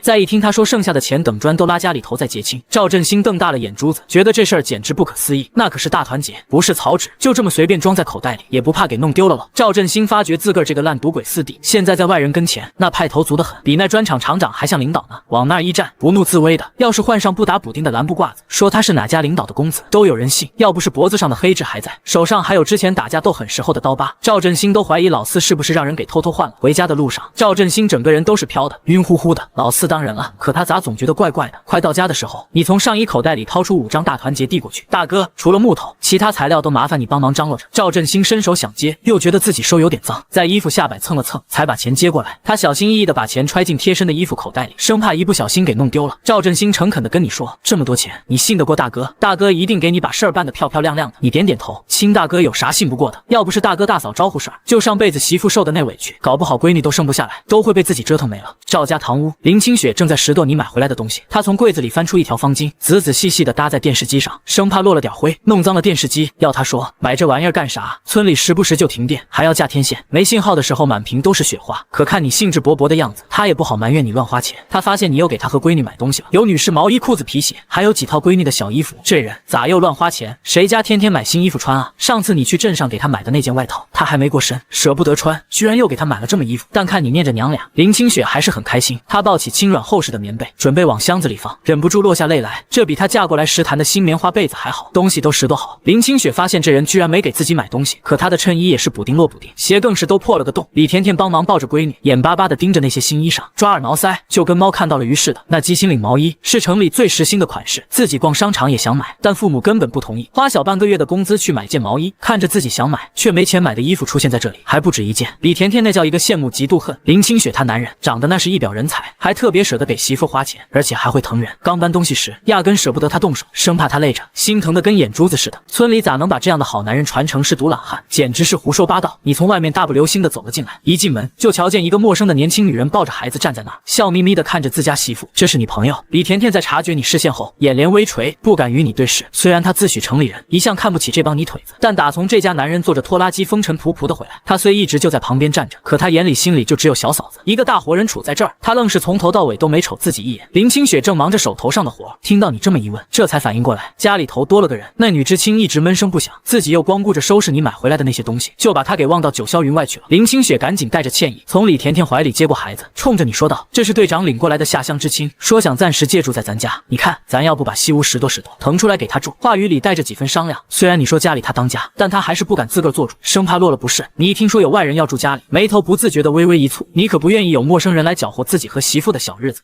可当你瞅见媳妇期盼的眼神，到嘴边拒绝的话就怎么也说不出口了，生怕他以为自己服了他的意。你没吭声，先把媳妇拉到里屋，脱下外面的褂子，然后从暗兜里掏出卖石斛剩下的钱递给了他。接着你从林清雪怀里接过孩子，逗弄着把自己打算新建房子的事儿跟他说了说。林清雪从你手里接过钱，看着手里那一张张崭新的大团结，心里头有些难以置信，买了那么多东西，竟然还剩下这么多钱，2株石斛，1棵何首乌，还有那什么鹿茸，路边值这么多钱。当你说起想盖房子的念头时，林清雪赶紧把钱收好，在你那热切的目光下，小心翼翼地把钱藏了个严实，然后陷入了短暂的沉默。要是不盖房子，就凭这2回挣的钱，足够他们3口人过上好几年的丰衣足食、安安稳稳的日子。可要是真盖了房，这些钱怕是远远不够，还得欠下一屁股外债。娘家弟弟那边这2年也没少帮衬自己家，现在他们也有了孩子要养活，自己哪还好意思再开口借钱？林清雪正寻思着，你好像看透了他的心思，突然在他那白嫩的脸颊上亲了一口。媳妇儿，钱的事情你甭操心，有我呢，你在家就好好歇着，别累着了。脸颊上那突如其来的柔软温热触感，让林清雪的脸瞬间红了个透，她媚眼如丝的瞪了你一眼，小声提醒道：“干啥呢？外面还有人呢，也不害臊。”你脸皮厚的跟铜墙铁壁似的，你只是笑嘻嘻的看着林清雪。上辈子的你身价不菲，什么场合没去过？说着你又俯身下去，低头在林清雪那红润饱满的嘴唇上轻咬了一口。瞧着媳妇白嫩透着粉红的面颊，你的心都跟着融化了。都是当妈的人了，怎么还青涩呢？你不再逗她，转回正题说道：“明天大哥会订材料回来，万一他钱不够，问你拿的时候，你可别忘了给他。”林清雪默默点了点头，心里头却有些膈应。她想起了隔壁邻居说的大哥和二嫂的事儿，再看到大哥，心里头就不得劲儿。你眼尖，瞧出了媳妇脸色不对，凑近她，贴在她脸颊上问：“咋了，媳妇？有啥事儿别憋在心里头。”林清雪想了想，还是摇了摇头，啥也没说。你见媳妇不想说，也就没再追问。那边李甜甜站在堂屋里，隐约听到林清雪提醒说外面还有人的话，脸蛋红的跟猴屁股似的。她放轻脚步，走到院子中间，呼吸着新鲜空气，鬼使神差地停下了去找队长换住处的脚步。这家男主人似乎并不像外头村民传的那般不堪。方才小嫂子整理物件时，他抱着孩子就站在那儿，瞧得一清二楚。那些物件里大都是家里用的，还有孩子和小嫂子的衣裳。偏偏就在李甜甜站在院子发呆时，你怀里晃着的小闺女已经甜甜的睡着了，金雕玉琢的小脸上带着恬静。你轻轻转身，将熟睡的小公主轻柔的放在床上，小心翼翼的拉上被子。随后林清雪从屋内走了出来，冲李甜甜说道：“今晚得委屈你先将就一下了，西屋的东西堆得有点多，你大哥可能一下子收拾不完。”李甜甜听到林清雪的话，扭过头来，瞧见她脸颊红扑扑的，不禁联想到刚才隐约听到的夫妻俩屋里的对话，脸上有些发发烫，赶紧避开了他的视线。不委屈，那麻烦你跟大哥了。李甜甜连忙说道。林清雪冲着李甜甜笑着摇了下头，说道：“你不嫌弃我们家穷就好。”说着，她弯下腰，想把女儿的小木床搬到自己的东屋去。你见状，赶紧冲上来帮忙。媳妇，我来搬，你小心闪着腰。林清雪笑了笑，转身去了西屋，也想帮忙收拾。光着膀子干活的你，被媳妇一再要求，只好套上了个白色背心。那肌肉线条分明的臂膀露在外面，透着一股子力气。背心遮住了她宽阔的后背上那深浅不一的抓痕。你浑然不知媳妇为什么让穿背心，就这么扛起几个竹耙，打算搬到院子里。刚忙活没两下，就瞅见媳妇挽着袖子进来了。你连忙开口阻拦：“媳妇，这儿不用你搭手，灰尘大着呢，你快出去院里待着去。”你说着，见林清雪不听劝，心里一急，放下手里的篱笆就把人往外推。你心里那个心疼啊，这儿灰尘这么大，咋能让她进来帮忙呢？要不是想着接下来建房子，家里得有一群大老爷们儿进进出出的，你才不会留下这个女知青住家里。不过话说回来，留下李甜甜也有好处，自己上山打猎采石斛的时候，她能陪着媳妇说说话解解闷。李甜甜瞧见你把林清雪推了出来，忍不住捂着嘴笑着打趣道：“嫂子，大哥可真疼你啊！”听到李甜甜的话，林清雪脸上泛起了红晕，有些羞涩的笑了一下，没应声。这人真是变了样，只要他在家，啥活都不让自己沾手，连晚上擦身子的热水，他都烧好端到屋内给自己。这些天确实有种被小心呵护的感觉，就是太好了，以至于过得都有些不真实，甚至有些提心吊胆的。林清雪生怕你新鲜劲过了，又变回从前那样，搞得每天都心揪着，过得患得患失。他的精神现在每天都处于高度紧绷状态下，贪婪的希望这种好日子能维持久一点，所以他说话做事都格外小心，生怕惹你不高兴。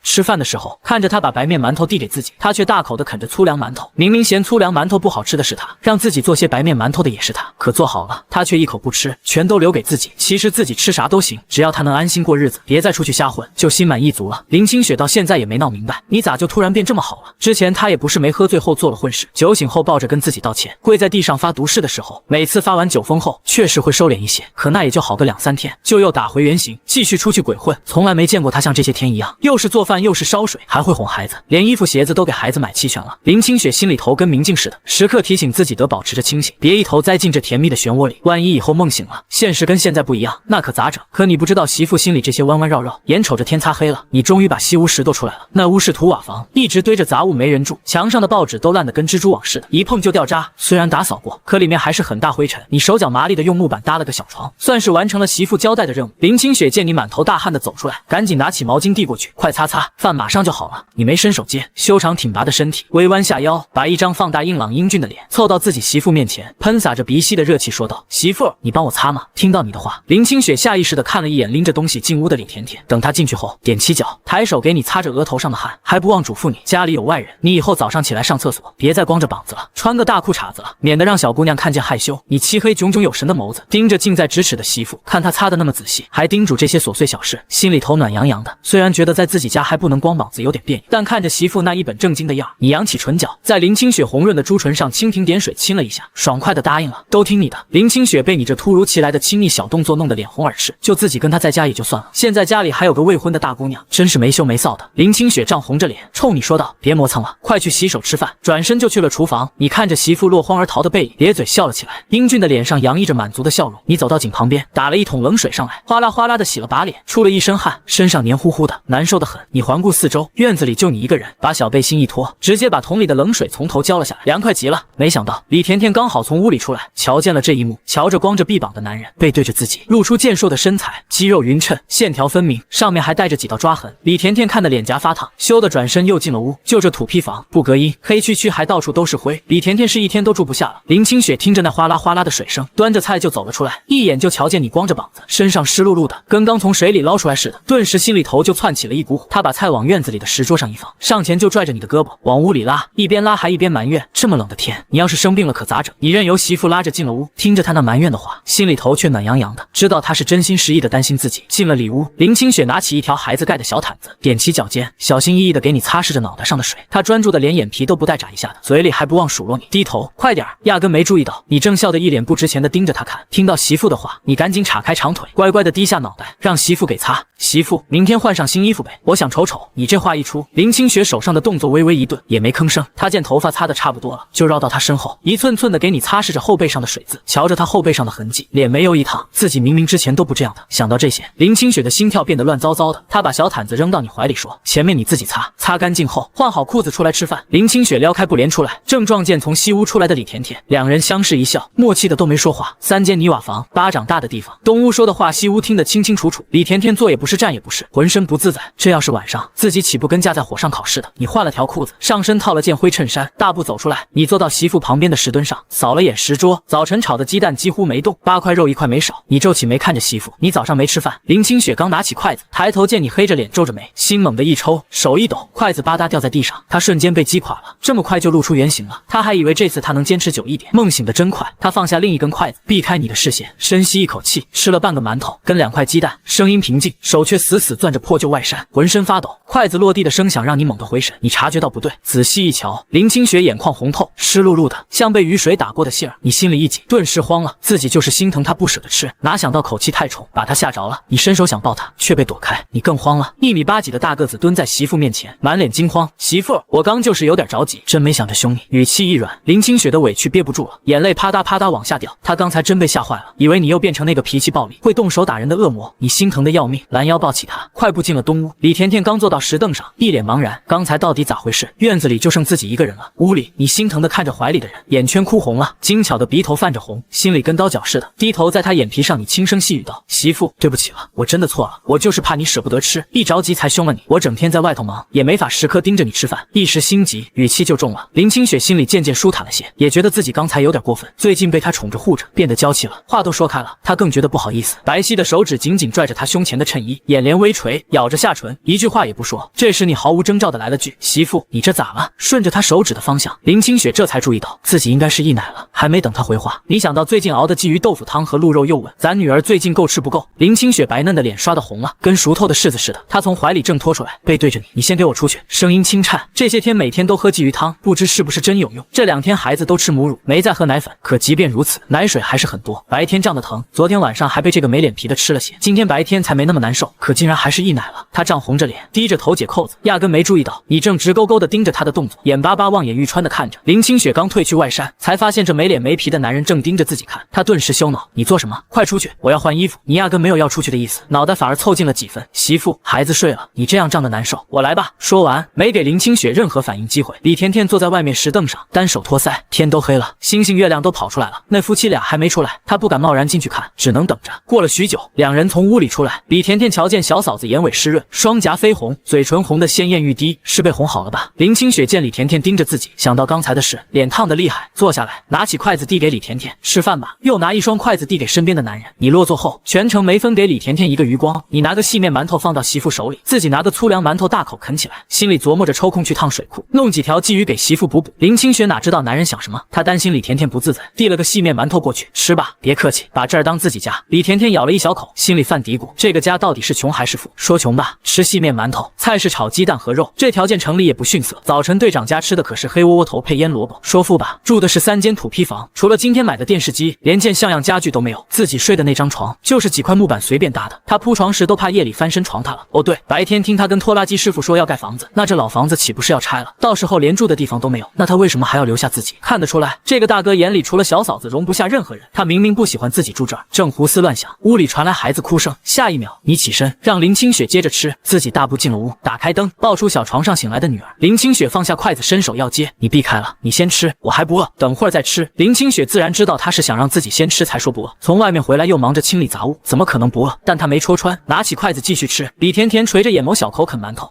余光偷偷打量着夫妻俩的相处模式，不自觉跟家里对比，自己2个哥上工回来几乎不碰孩子，孩子哭闹都是嫂子们先哄，一手抱孩子一手艰难吃饭，可眼前这位大哥抱着孩子在院里来回走动哄着，他觉得不可思议。林清雪快速吃完饭，从男人怀里接过孩子回了屋。他一离开，李甜甜偷偷抬眼看了看对面的年轻男人，只见他大口啃馒头加鸡蛋吃，英俊的脸上没有一丝表情，透着冷漠疏离，这跟小嫂子在时完全是2副面孔。李甜甜看得有些瘆得慌，坐立难安，磕磕绊绊地说：“大哥，我吃饱了。”他收拾碗筷端进厨房，利索洗完就回了西屋，没敢再出来。天完全黑了，你独自坐在院里，吃掉剩下的4个粗粮馒头，喝完面汤才算饱。随后你又烧了锅热水，端着水盆回屋。媳妇，你记得擦擦身子，我去上个厕所。你把水盆放支架上，走了出去。林清雪关上门，脱了衣服用热水洗澡，洗完刚穿好衣服，隐约听到房后有动静，她以为是自己听错了。下一秒，外面传来男人声音：“好妹妹，你是不是在洗澡？”林清雪浑身汗毛直立，大声尖叫。屋外的你刚提上裤腰带，听到尖叫迅速走出来，迎面接住扑进怀里的人，紧紧搂着垂眸问：“怎么了？”林清雪双臂紧搂他的腰，身子站立。房后刚才有人。你抬起漆黑的眸子朝院墙外看去，果然看到一个人头匆匆跑远。刹那间，深邃的眸子染上渗人的愠怒。你收回视线，看着怀里只穿贴身衣物的人，拦腰抱起放到床上，从卧室出来，冲站在西屋门口的李甜甜交代：“你帮我看着他，我出去一趟。”你没再多说，迈着大长腿走出院子，修长挺拔的身影消失在黑夜中。村东头二赖子家里，隔壁邻居听着二赖子凄惨的哀叫，还有拳头打在身上的闷响，听得心肝打颤。他们都知道你是个魂不吝，骨子里是个狠人，不清楚二赖子怎么招惹到你。听着动静，你是下了狠手，真怕人被活活打死。四哥，我错了，我是去看知青李甜甜的，但我真的啥也没看见。听见二赖子求饶，你直接把他下巴卸了，胡说八道什么？你不是馋肉了，去吃肉吗？四哥，我错了。二赖子连爬起来跪下的力气都没了，真怕被你打死。有那么一瞬间，你真想废了他，可想想林清雪和女儿，下手没那么狠了。林清雪躺在床上，不知过了多久，听到院里哗啦啦的水声，才知道你回来了，在洗冷水澡。过了10几分钟，听到开门关门声，黑暗中你以为他睡着了，放轻脚步进屋，正想摸黑上床，床上传来声音：“你回来了。”林清雪伸手拉开灯，屋内亮了，你停下动作，见床上的人单手撑着脑袋，乌黑秀发散落在雪白肩颈，你眸光沉了沉，迈腿上床，抬手关掉灯。黑暗中，你揽住他没一丝赘肉的腰，拍着他的背：“没事啦，媳妇，睡吧。”你没回来前他不敢睡，怕你下手没轻重把人打死，又怕村里人说闲话，他吓坏了，像小猫一样缩在你怀里，脸颊贴着他结实炽热的胸膛，听着强而有力的心跳，慢慢止住呜咽。他不敢大声哭，怕吵醒女儿。看着这样的媳妇，你只觉得自己打轻了。本以为以自己的恶名，村里小混混不敢，没想到还有人敢动歪心思。不过今天之后，那些动了心思的人该消停了。看着男人脸上带着疲倦，想着他这段时间早出晚归，挖石斛售卖，把钱拿给自己，保护自己，哄自己，他是真的改了。黑暗中，林清雪哭累了，迷迷糊糊睡着。你听着身边人均匀的呼吸声，才松了一口气。次日，林清雪在睡梦中被屋外的说话声吵醒。院子里，赵大嫂把烧好的水加了一大把白糖，给干活的人挨个倒水。这年头糖是稀罕物，平时谁家也不舍得买。曹凤杰喝了一碗糖水，凑到赵大嫂跟前小声问：“大嫂，昨天怎么好像听见你家弟媳妇在家嚷嚷？”赵大嫂放下水壶，瞧着一脸八卦的曹凤杰：“哟，你家李小四家2里地呢，你都听见了？咋的？你晚上闲着没事干，蹲人家小两口窗户底下听墙角呢？”曹凤杰笑了笑没应声，想到昨天夜里听说你把东头的二赖子打得半死不活，还断了一条腿，赶巧着城里媳妇不消停，估摸着应该是这个媳妇背着你偷人了。他压不住想跟人说道。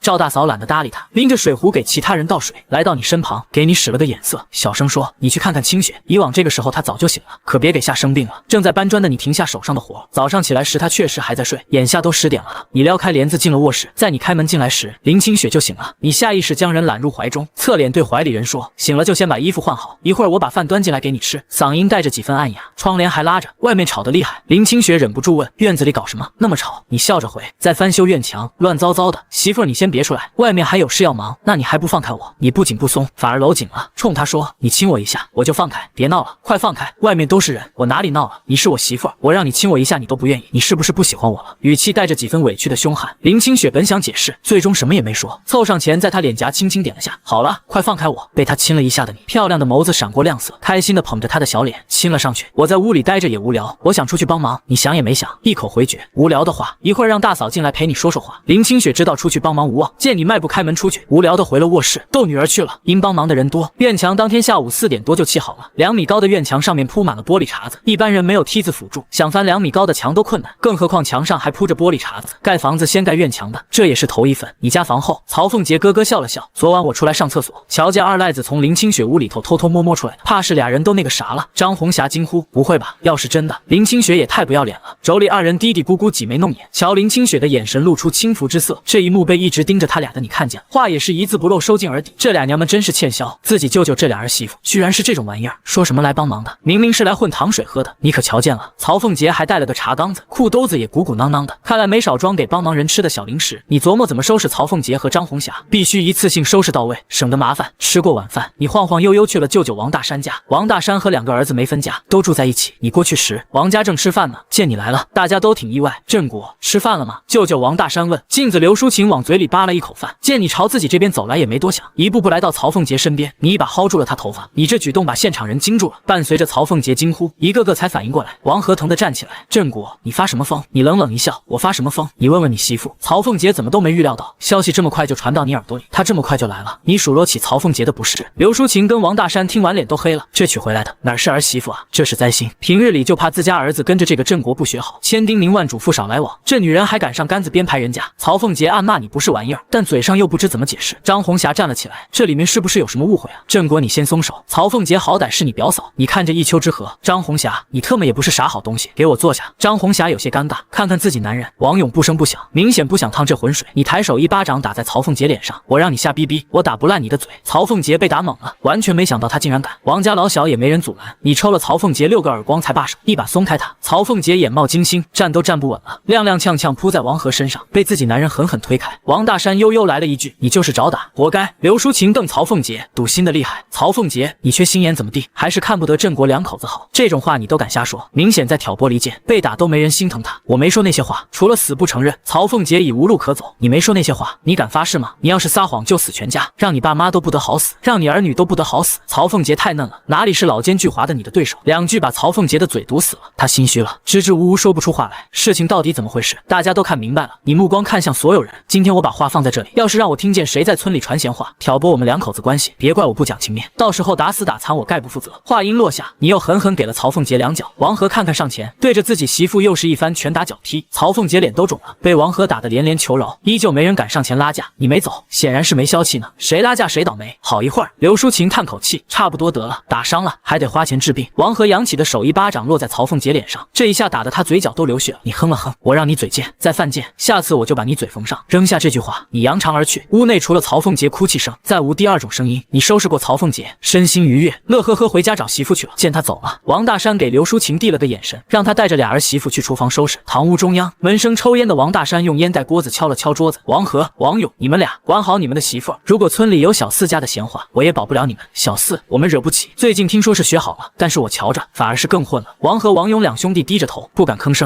吱嘎一声，陈旧的木门被推开，曹凤杰急忙闭上了眼睛，都没想好自己要怎么办。结婚几个月了，自己肚子还没动静，公公婆婆还有丈夫刚才看着自己挨打都不出手，这都是什么人？王和进来也没说话，坐在炕沿边上沉思，心中很乱，很不平静。自己这个表弟很不简单，爹的意思是不要招惹他，可自己这个媳妇怪漂亮的，让他完全放手送回娘家，他也舍不得。四目相对，谁也没说话。过了一会儿，曹凤杰爬了起来，我错了。王和有些意外，就没想到他会有认错的一天。曹凤杰见他不说话，以后我安分守己跟你过日子，保证大门不出二门不迈。王和盯着他看了几眼，扭头走了。曹凤杰扭头看看他后背，抿嘴有些不知所措，要不自己主动点，今天这顿打绝对不能白挨了。翌日清晨，林清雪将醒发好的面分成5个小剂子，放进锅里烙制2面金黄，正打算掐小块尝尝味道，却被从背后环上来的拥抱吓了一跳。你个头很高，弯着身子才能将他整个抱在怀里，下颌顶在他颈窝上。林清雪瑟缩了一下，闻见熟悉的味道才放下心来。他迷迷糊糊转过头，发现他盯着自己手中的吃食，淡然一笑，将面饼喂进他嘴里。味道咋样？好吃。你的笑真挚而自然。媳妇儿，其实不用起这么早为我做饭，你哄着孩子多睡会儿。你要去打猎，山里冷，早晨吃点热的好。前些日子看你早晨随便带点干粮就出门，林清雪自然想为你做点什么。我出门了，你吃过早饭，穿好大靴子，挑着箩筐朝山上走去。走了差不多2个小时，顺利找到那株石斛，掏出工具忙活起来。临到中午，石斛全采完了，眼看时间还早，你没立即下山，在周围寻找枯木碰碰运气，果然发现大火。你迈着大步走过去，那是蘑菇？不对，哪有那么红艳艳的干瘪蘑菇？那是4个形状大小不一的灵芝。今天这趟山来的值了，以前怎么没发现？这深山遍地是宝。放下箩筐，折了些带叶子的草铺好，用锋利的刀刃将灵芝割下放进去，上面又铺了厚厚一层草。正准备离开，眼角余光捕捉到栗树旁一个不起眼的小洞，洞口周围散落着细碎泥土和脚印，那是獾留下的痕迹。这好像是个獾洞，獾肉鲜美，可以给媳妇补身子。獾油是珍贵药材，不过獾机敏狡猾，直接捕捉绝非易事。你决定用烟熏法试试运气，翻找空间，找到一小捧干辣椒，小心翼翼地将干辣椒和干柴塞进洞口。火光跳跃，浓烟滚滚升起，带着刺鼻气味向獾洞内弥漫。你退到一旁耐心等待，獾感受到烟雾异味，会本能地寻找出口逃离，而你已在洞口布置好布网，只待獾自投罗网。你有赌的成分，獾善于挖掘，洞穴设计精巧，往往有多个出口。他记得动物世界说过，有的獾洞甚至超过130个出口。时间1分1秒过去，山林寂静，偶尔传来鸟鸣。你紧盯着洞口，手心微微出汗，等了差不多半个小时没动静，刚想放弃了，准备用湿树枝把火扑灭，洞口有动静了，一只毛茸茸的獾头探出来，眼睛在烟雾中闪烁着惊恐，紧接着整个身子钻出洞口，惊慌失措地冲向捕网。你眼疾手快，迅速拉动网绳，将獾稳稳困在网中。这只獾目测大概20斤左右，1/6的洞口概率能抓到这么一只，你已非常满意。从空间取水，确保火完全熄灭后，你才掉头下山。而这时家里一些村民知道你买了电视机，好奇的纷纷上门，想看看城里人说的电视机长什么样。一天下来，你家热闹非凡，人流来一波走一波。期间有些村民看到赵振兴让人送来一堆建筑材料，询问得知你要建房子后，纷纷露出惊讶表情，说什么的都有，都觉得你这房子盖不起来，觉得你没那么多钱，更背后偷偷议论你不会过日子，花那么多钱买个铁盒子没啥用，浪费钱还浪费电。林清雪光应付来看电视的村民就累得够呛，她觉得今天家里比结婚时都热闹。媳妇，我不在家监督你，你也要好好吃饭，太瘦了。被你卡住腰，抱着孩子的林清雪嗔怪地瞪着你，刚想说她不分场合胡闹，就听到大嫂在外面喊：“既然老四回来了，青青，那我就回去了。老赵下地快回来了。”说着就往外走。林清雪赶紧叫住大嫂：“嫂子等一下，把闺女交给你。”自己出了厨房进东屋，拎着一袋冰糖出来，塞到大嫂手里。她生怕这期间你发话不让她送。冰糖是稀罕东西，她舍不得吃，但要不是大嫂帮衬，娘俩之前的日子还要更难。大嫂今天听说有很多村民来看热闹，连花也不纺了。要不是大嫂来了，这么多人自己哪能招呼过来？以前家里穷，总占大嫂便宜，现在宽裕了，也想报答下大嫂，哪怕是妯娌，也不能总占人家便宜。大嫂，这是郑国买的，你拿回去给娃娃他们吃。大嫂看着手里那小半斤冰糖傻眼，赶紧把东西推过来。不行，你留着给妞妞吃啊，糖水是招待尊贵客人的，一般人家哪喝得起这个？谁家新媳妇回门要是能带这东西，那娘家人面上可太有光了。俩人抢夺了好几个来回，眼瞅着袋子都要破了，大嫂才不好意思的接过冰糖，转身回家。林清雪怕自己擅作主张，你会怪罪，搓着衣角结结巴巴解释：“